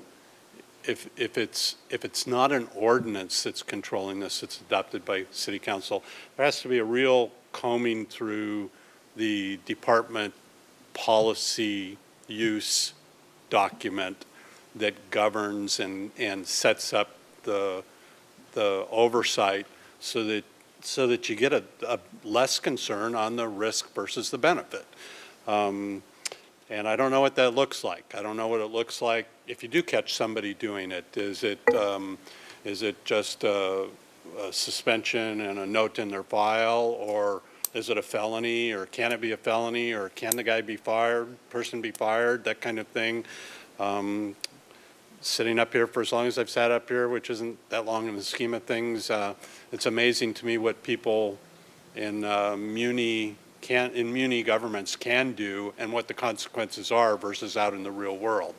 And I would want that the consequences to be matching the concern that we're hearing, so that people could make the jump between risk and benefit, that there are oversights that remedy that risk and benefit. So, you know, our family has personally benefited from a ALPR incident. I know that there's other infamous situations around the city that have found those. If, you know, if somebody's kid or a grandkid was picked up and an ALPR remedied that crime with a safe return of the kid, I think if I was against ALPR, I would come to Jesus pretty quick right then and there. So I don't know how to bridge that gap between the two groups of we, though, because I get what we want, and I also get what the other set of we wants, and I don't know that there's, I'm not confident yet that we can provide the answers, like as a supporter, generally, of the level of surveillance that's available. As a supporter of that, I'm not confident that we can provide the answers to the other we's who have all of these concerns. I'm not sure it's possible, but I'm willing to work on that if anybody's interested. I don't know if anybody is, but it just may be a quick yes or no, black or white thing. So, Well- thank you, Mr. Mayor. Well, I do have a suggestion with the two set of we's. I don't think it's a perfect, but I do have a suggestion. We do have Fire and Police Commission. And I don't need to be mandated by council to say that I would be, or we, the department, we report on a lot of different pieces. We could do quarterly ALPR reports to Fire and Police Commission. It could include the number of searches, the types of investigations that they assist with, the number of stolen vehicles recovered this way, the number of serious crimes that an investigative lead was generated this way, the results of our departmental audits, the policy, any policy violations and the corrective action. We report on the complaints. We could add that specifically to the complaint. Report outs. We could report out if there is any data sharing activity. We can certainly do that. Because there is another cost to it. Without the tool is the number of hours it takes a detective to solve the same case. And there is, in terms of the we's, there is a public safety piece to this that I want to make sure that we don't lose in all of this conversation. Because it is a recruitment and retention piece in terms of tools and what we're asking in terms of hours and investigative pieces. So one of the solutions I would propose, and I don't need to be ordered to do it, would be to share quarterly audits with the Fire and Police Commission. And those audits would be available just like everything else is in terms of transparency. Thank you. Mr. Jordan, you're done. Mr. Friedman. Thank you, Mr. Mayor. I'll try to be brief. I just want to actually, Chief, you just hit on a lot of the points I was going to make because it's important that there is the maximum transparency, and that's what I'm hearing from the public, not only the concerns about surveillance in general, but transparency about what's taken place and going forward what that would look like. And the Fire Police Commission would be a great way to do that because it's a public hearing. There's opportunities to do that in the evening hours where people can attend and really get that information out real time, but also have our own community who is appointed to that board to really vet those questions and take those comments. And so that anything that eventually comes to the council will have that extra layer of public participation through that established committee, and it would be on the public record. So I fully support having that go there. Just a couple of things to add, because it came up briefly, is if the concern is with the surveillance of these cameras, but it was also mentioned that we do have ALPRs in our parking lots, and this is more for, I guess, for Ms. McAdoo. My understanding in talking with it is some of the, again, this is their cost benefits with everything, is in, say, the parking lots. There's issues where those actually help facilitate better access for those of the disabled community when they're especially leaving a parking structure. And so that's something that wasn't mentioned today, but if we're going to say that the ALPRs are the issue, then it makes no sense to say only those certain cameras are the issue, not all of them. And so, but then again, the trade-off is not only the public safety, I mean, there's a couple slides in here, but how do we ensure that the ADA issues are being met? Maybe it is having some input from our Access Advisory Committee on those, because I know that's an issue that really affects them in a way that nobody else is affected. The other thing, as we're collecting data on this, is if they were removed from all of them were removed, because I don't think you can do one or the other if that's the way the community goes in the future council, is what are the costs? The chief kind of reference into that. There's more hours that are associated with it. Is that overtime? Does that increase overtime? Does that increase the budget for the police department to solve these crimes? The other aspect too is what happens if we have a decrease in solving some of these crimes? I'll use the example of the hit and run, where the percentage goes up significantly as presented tonight. Because hit and runs, they don't affect people in the community the same. And what I mean by that is those who have financial means and their car is hit and it's taken off and the other car takes off, that's an inconvenience, because if you have a couple $1,000s damage to your car, you might be able to financially afford that. You might even have another car that you can use. But if you're somebody who is working paycheck to paycheck and your car is significantly damaged and you don't have those financial means, and we're not clearing the case to find out who's responsible that could pay for that, then that's a different conversation depending on the community. So what is the plan to assist victims of crime that we're not clearing those cases? So that's another thing we need to look at as well. So just to talk about the parking issue, I mean, I think that would be part of why it would take us some time to analyze sort of the overall ALPR policy generally, because, you know, for example, downtown parking and the waterfront, those are not police officer positions, but if we didn't have the ALPR technology, we'd probably have to hire a significant amount more staff, which would result in budget impacts. And similarly, I know there's a suggestion about not charging for parking, but right now those parking fees pay for the capital improvements that are for all of our parking garages and structures. So then we would have to find another funding source to backfill from that, which would likely be the general fund or Measure C. So there's trade-offs in all of this conversation. And I think, you know, just as everyone is asking to be thoughtful about, you know, before we, you know, go into these contracts, also before we get rid of them throughout the city, I think we also need to weigh the cost and benefit of all of that. So I think that conversation, you know, will take some time for staff to put together sort of information about what might happen around that. So I think, you know, the chief has talked specifically to sort of staffing impacts for, you know, that, but I also just wanted to bring up for the other departments that use this technology. Thinking that's exactly why I'm raising this, because these are the trade-offs. It's not just the public safety and the surveillance. We're trying to come up with ways in the discussion at finance today to not only replenish our reserves, but find funding for the local housing trust fund.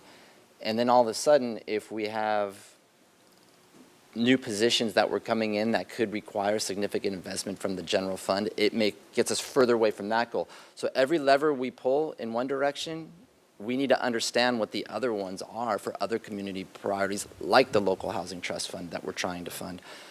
So it seems like where my colleagues are today and the public is having more input, understanding these issues further.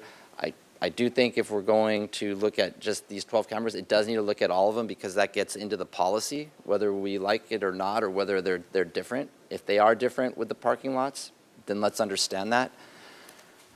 So I would support having, you know, Fire and Police Commission look at this. I think the Access Advisory Commission needs to look at it at some point. But again, we have these other issues that the same staff that are working on right now that are coming up that are huge issues and a staff overload. So for me, and again, the timing that you just mentioned, Ms. McAdoo, to get all this information, it is something that the next council is going to have to make the decision, and they should make that decision, because we're not going to get to it in the next 60 days. And then you want the individuals who are going to be representing you up here next year to be the ones to make those decisions that are going to affect the community for the years to come. So it's only fair that they should be able to weigh in on those with that information. And I see actually a couple of them in here that have been in here today that have been, who are running for city council. So they are interested in this topic. So the concerns I have, again, with everybody is the surveillance, and it also is with our cell phones. And as Councilmember Harmon was saying, I don't know if anybody has ever looked when you sign up for social media and to give them access to your camera, and you click on what they ask you to sign away, your rights that you sign away. And there's a lot in there, but one of the things is your camera and all your photos that you think belong to you, they don't belong to you anymore. They belong to those companies. Every photo in your camera, they have rights to use them. So that again gets into all these issues that we're trying to grapple with within our own personal lives on the technology, but also at the city. So for me, I also grapple with, on slide, I think it was 15 or so, the issue of human trafficking that came up, the issue of the armed robbery. Those are real incidences that our police department focused on, and that they were able to solve those crimes. And so I don't want to make light of that. And so in the end, I appreciate the work that our police department has put into this. I support that transition that got us away from flock and trying to continue to protect the public safety. And if to continue to protect the public safety and move forward in a direction that is better than where we were means having more information and revisiting the policy by the next council, that's where we want to go. That's where we're going to go. And I just say that, thank you, Chief. Thank you, Ms. Peterson, for your work on this, and there will be much more discussion to come and much more information. So, and I know, Mayor, you haven't had a chance to make comments, but I just, I know there was a discussion of a potential motion. I just wanted to lay out what this agenda item is and is not. So, today, because I took the direction to evaluate the flock cameras and to bring back an alternative. That was the direction that was given to me as city administrator in the meeting, which is where the council gives me direction.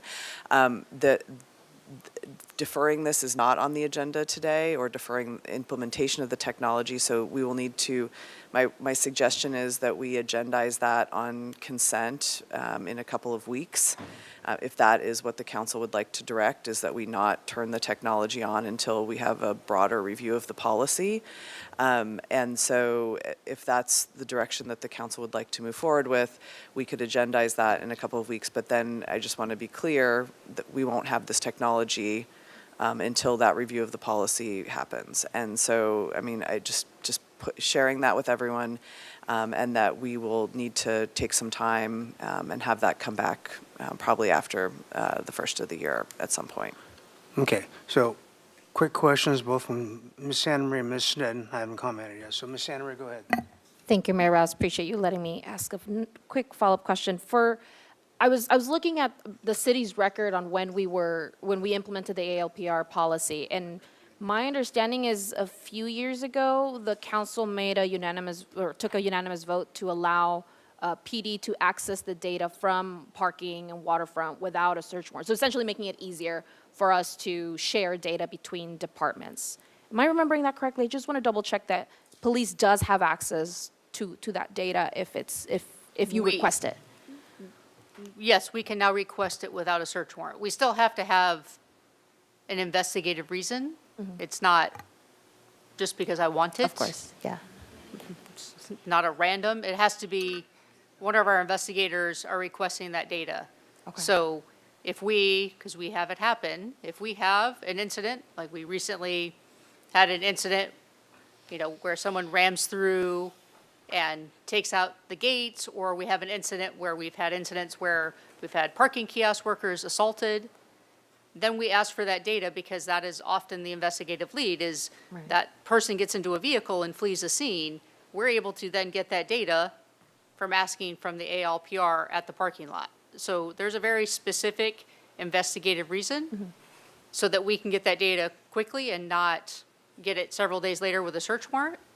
That's why it's the sharing amongst each other. It's not random access or that type of thing. Right. It's specific to, we are now able to make the request and have internal data sharing. So I think that's an important thing to note. Thank you. And if I could add, I apologize, Sarah Clark, Downtown Services Manager. Just to add a point of clarification to that, as the chief noted, we can share that data with PD with a case number and incident number. So anytime they make a request, we have to get that number and we log that. So that's all auditable. So you can go back and see every time we pulled data for PD, what case it was for and who pulled it. What I want to be clear about is that for the parking data, PD doesn't have access, no law enforcement agency has access to the data itself. They cannot log into our system. They cannot view the data on our system. Our parking system is very different than what we would have for Flock or for some of these other systems. We own all the cameras. We own all the data. It's all stored locally. It can only be accessed on like a handful of computer terminals in our office. So there's no way, it's not about, we can open the system and they can go in and look at it. They have to request specific information, and then we would give them that specific information. So whether it's, can you tell us whether this license plate was in this location at a specific time, or whether it's, can you tell us what license plate exited at a specific time, we can do that. And that's also information that we have. We've got CCTV cameras as well, just as you would anywhere for security purposes. So we can kind of back it all up with that. So I just want to make that distinction when we say we share that data. There still is a very limited number of people who can actually go in and query that data. Thank you so much to you both. I really appreciate the clarification. The reason I bring it up is to Mr. Friedman's point about the accessibility. This is something I brought up with Ms. McAdoo briefly, but yes, I mean, the disabled community does need to use the automatic license plate readers so that the parking structure arm can go up. Sometimes there isn't a parking attendant there. But if we were to, this is what I've been hearing from the public, right, is that, it's one thing for you to be going into a city parking lot. That's a city structure. You really don't have privacy in a city structure. And you might argue that you also don't have privacy on a public street.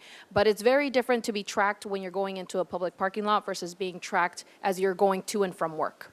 That's a very different thing. And so you can avoid going into a city parking lot. You can't really avoid the route that you take to and from work without, doing something, either taking longer, or there may not even be an alternate route. And so I think as we're discussing whether it's a removal or a phase out, and I hear the word slippery slope being used, it doesn't necessarily have to be a slippery slope. I do think that this can be done in a controlled manner, that if what we're hearing from the public is that they want the cameras in the neighborhoods removed, then we start with those. If the public is comfortable with keeping the ones in the parking lots, we could keep those. But again, we won't really know that unless we get the public to be able to give a comment. And while I do agree the new council should take up this issue, I do think that at the end of a 30 to 60 day public comment period, we should at least come back to hear what it was. Even if we don't take action on it, we should hear it. Thank you, Mr. Ms. Sneddon.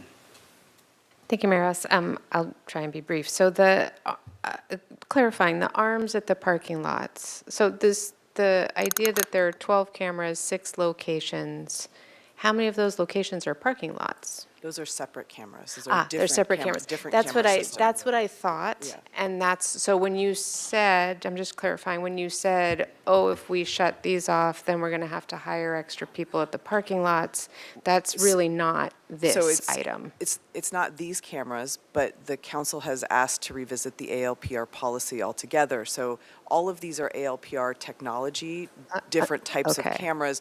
So I was just trying to clarify that depending on which ALPR thing you would like us to evaluate, it could be a much broader analysis. Got it. Than simply just these 12 cameras. Thank you, but one has this kind of morphed into cost-benefit analyses, and which is important, but I was really meant like human life benefit and analyses. So in the cost-benefit analyses, it's very different talking about the arms at parking lots, because that has an actual cost if we're having free parking, and that's, has to go to downtown parking as a whole other process, versus removing and not continuing with where the flock cameras are. That's just a different cost I'm question. just- One I'm saves just money, I'm the just other. trying to clarify what the Yeah. council would like us to look at. Got it, and I'm just trying to clarify what I'm understanding you saying. That's all. So, oh, no, I'm not, sorry, I'm sorry. So, and the other just quick question is, I thought when we heard this about Flock, that it was to consider other options, not necessarily direction to get rid of Flock and sign up with another option. I thought it was sort of like eliminate Flock and come back with options, which, And so this is this where could be agendized for options. It could. I mean, I think, you know, it's a little bit of a weird dynamic because the contract is within my signing authority. So if you don't want me to enter the contract per I the do not. charter, you need to agendize that and direct me to not enter into the contract. And so I think that's where the nuance is. I'm not trying to be bureaucratic about it, but Yeah. it's just like this is an operational. It would have been an operational, the policy is a council decision, the contract is more of an operational decision. So we need to agendize it so that you give me direction in a public hearing and a public meeting Yeah. to not enter the contract. So it'd be my preference that this council takes that up and handles it, rather than starting all the way over again. But so those are. So, those and are my that's what I comments. was saying, is we would basically just, it would be a very simple item that doesn't really need further discussion necessarily, that we would put on consent, that just says delay implementation of the technology until the ALPR policy is reviewed. Yes, please. Mr. City Attorney.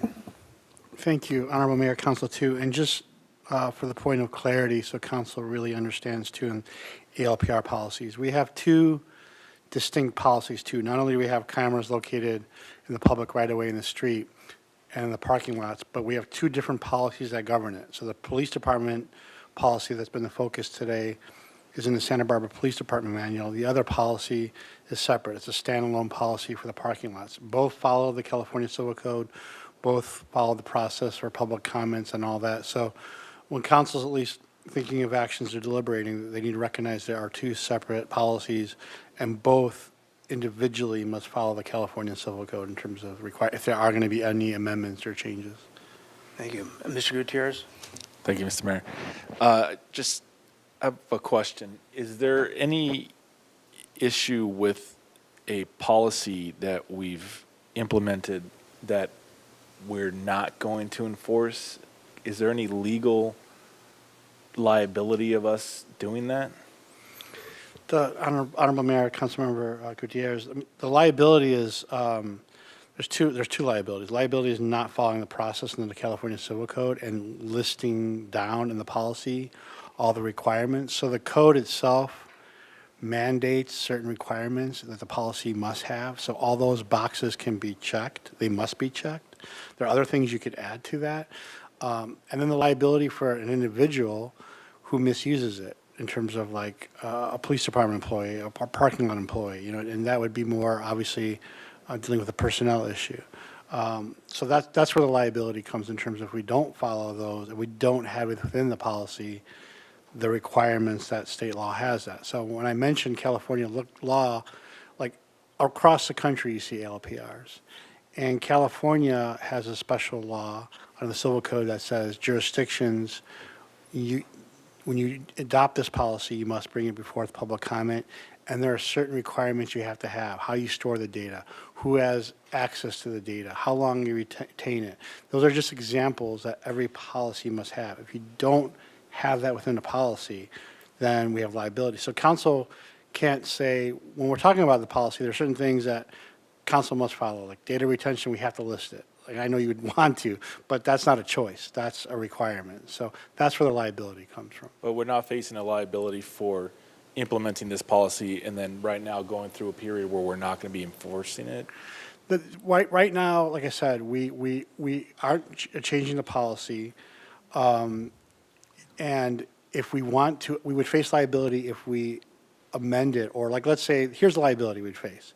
If the police department today came with you and said, we have 12 cameras, but now we want 100, or we want to add facial recognition, and didn't go through the public comment process and just did it and amended the policy, yes, we would face liability. So that's what you're doing and what's being suggested. If you want to revisit it, you are shielding yourself from that liability because you are following the law under the state. Okay, and just the other suggestion I have is that I can only speak on behalf of the people in my district, but I know there's certain areas in my district where consistently the residents since 2018, since I've been involved with city council, have asked for more security, whether that's actual police officers present or some sort of surveillance. They've been asking since 2018. And I know the general consensus is that people don't like being watched, but there's some areas of town where the residents have been essentially demanding from me more. So if we can take that into consideration, if we're going to continue this service, if we can focus on the areas that actually want it as opposed to the areas that don't. Mr. Friedman. Thank you for those comments, Councilmember Gutierrez. So one of the things I'm struggling with is there is that 30-day out, but if you could pull up slide 15, and I want us to go in eyes wide open because that's the slide I keep looking at. And I'd like the chief to just talk to that, and it's the dismantling of organized exploitation and trafficking. And the reason for it is, were these cases that happened because we were able to solve these cases or prevent harm, especially to minors, because of this technology? And so I really want us to understand, if I'm fine revisiting the whole process and revisiting the policy on ALPR, but if we're going to say we're not gonna continue to use the technology like Councilmember Gutierrez was saying, and the result is that we're gonna have more of these. So I'd just like to get your professional expertise on these, on what happened here and what the implications of that would be. Mayor Rouse, Councilmember Friedman, this is an investigative tool that is very effective in providing investigative leads for these type of cases, where in which we would not have the same ability to prevent and make arrests when it comes to human trafficking. That is the reality. You know, this comes with, similar to kidnapping and other pieces where that vehicle and that license plate is the key piece of evidence. It's an investigative lead. Yes, it has to be backed up. It has to withstand the test of many, many other things. But without this tool, it 100% hampers our ability to effectively investigate and prevent these type of things. But and you have Sergeant Peterson nodding his head. That's the reality. I understand the privacy concerns. You know, we have, if you look at the police department's policy in comparison to, and I understand that, you know, we want the most amount of privacy, but our LPR policy for our department is way more restrictive than a majority of the departments. Most departments have ALPR cameras on their actual police cars. Most departments, when a police car goes by a car that's wanted, the cameras on the car will pick it up and let the officer know that that is a wanted vehicle because of that ALPR technology. We don't employ any of that technology. We use this in a very limited way. Our policy is extremely limited compared to most other agencies. And I understand the privacy concerns, but I also come from a standpoint, you know, besides my personal opinions, you know, yes, I want to make sure, you know, as a citizen, as a community member, that privacy piece, but I also have a duty as a chief of police sitting here before you. My duty is to our community's public safety. And so, am I passionate about this? Yes. Am I passionate about trying to, once again, to steal John Doimus's terms, finding the right balance? It's why we use it limited. It's why it is an investigative lead. It is why it is a tool. I understand that in other agencies and other places, it's been misused. There are systems in and employees in every, whether it's at a hospital setting or this setting or that setting, that do things that they should not, and they have to be appropriately addressed. It's why we audit. It's why we have a discipline process. It is the reason I personally choose and have been appointed to sit on the state post commission, because the discipline matters and accountability matters, and I understand that. But in the human trafficking and those other pieces where this is a really important tool that we use, I can't just sit here and tell you it doesn't make a difference, because it does. And like I said, it is the balancing test. It's a balance between maintaining privacy and maintaining community public safety. Okay. All right, very good. All right, well, very robust discussion. I would just harken back to a time when we had a more full chamber and equally as passionate crowd to talk about the transmitting water meters. And people were really wondering where that data went, what they were collecting, what they're going to do with it. Very serious concern. We talked about, we had a big discussion when it came to putting body cams on our police. And there were two sides of that coin, and that was a huge discussion. I don't think anybody today would think that body cams on police are a bad idea. I think they're a really good idea. It's true that, the ICE abuses changed the dialogue and changed the dynamic. Just the way the George Floyd thing changed the dynamic and the way people thought about policing in general. The important thing, though, isn't the equipment, it's the user. It's the department you have. It's the policies they follow. I think Chief had a fabulous proposal, i.e. quarterly reports to Fire and Police Commission. That is a public meeting, and that could be a great way to stay on top of any trends or situations. But the first thing we got to remember is this department, this culture, just basically wrote the book on community policing. They really do care about your security, how you feel, but they really care about keeping you safe. That's number one, and this is a very sincere effort. And these kind of decisions about equipment aren't normally up to us. That's not our purview, right? We give the chief a budget. We want certain kinds of culture and whatnot, but in terms of like that bit of minutia, we don't usually get involved. But these pieces of equipment are evolving, but they're only as good as who operates them. So you've got to have trust in your chief, trust in your department, and I think checking in quarterly is a great offer and a fabulous idea to do that, rather than try to squirrel it away up here amongst basically non-experts, to find out what the best way to protect the community, to protect your privacy and your rights, but by the same time, ensure that the maximum amount of public safety is concerned. I think Mr. Jordan brought up the example of somebody's kid getting picked up off the street. I mean, if this technology, it has done in the past, but I mean, if it's one of those things that helps, in the times of budgets where we're not sure how many police officers are really actually going to be able to employ now and in the future because of budgetary things, these tools help expand their ability to serve. They're not to surveil you. They're not to oppress you. They're not to try to control anybody. They're to serve and protect 100%. And I believe that in my heart of hearts, especially with this department and this chief. So with that, this is not an action item. So I think if we took rather than I say even try to bring back an item, I think if we went forward just with the chief's suggestion, I think that'd be a fabulous resolution.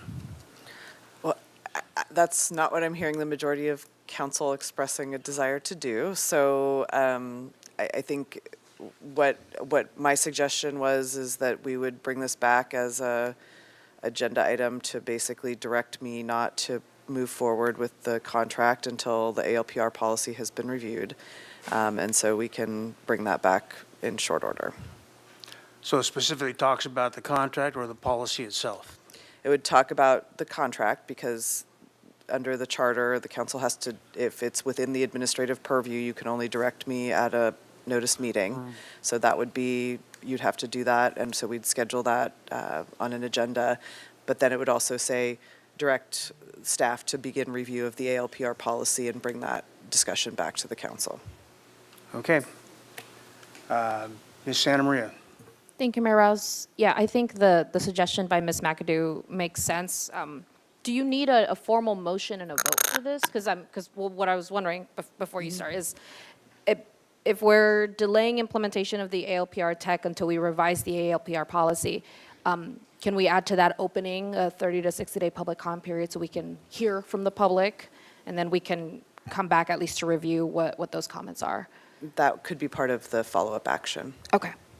Okay, so that would be my recommendation, is to delay implementation of the ALPR tech until we can revise the ALPR policy and open a 30 to 60-day public comment period to allow the public to give input on the city's ALPR policy, and come back at the conclusion of that period to review the public comments.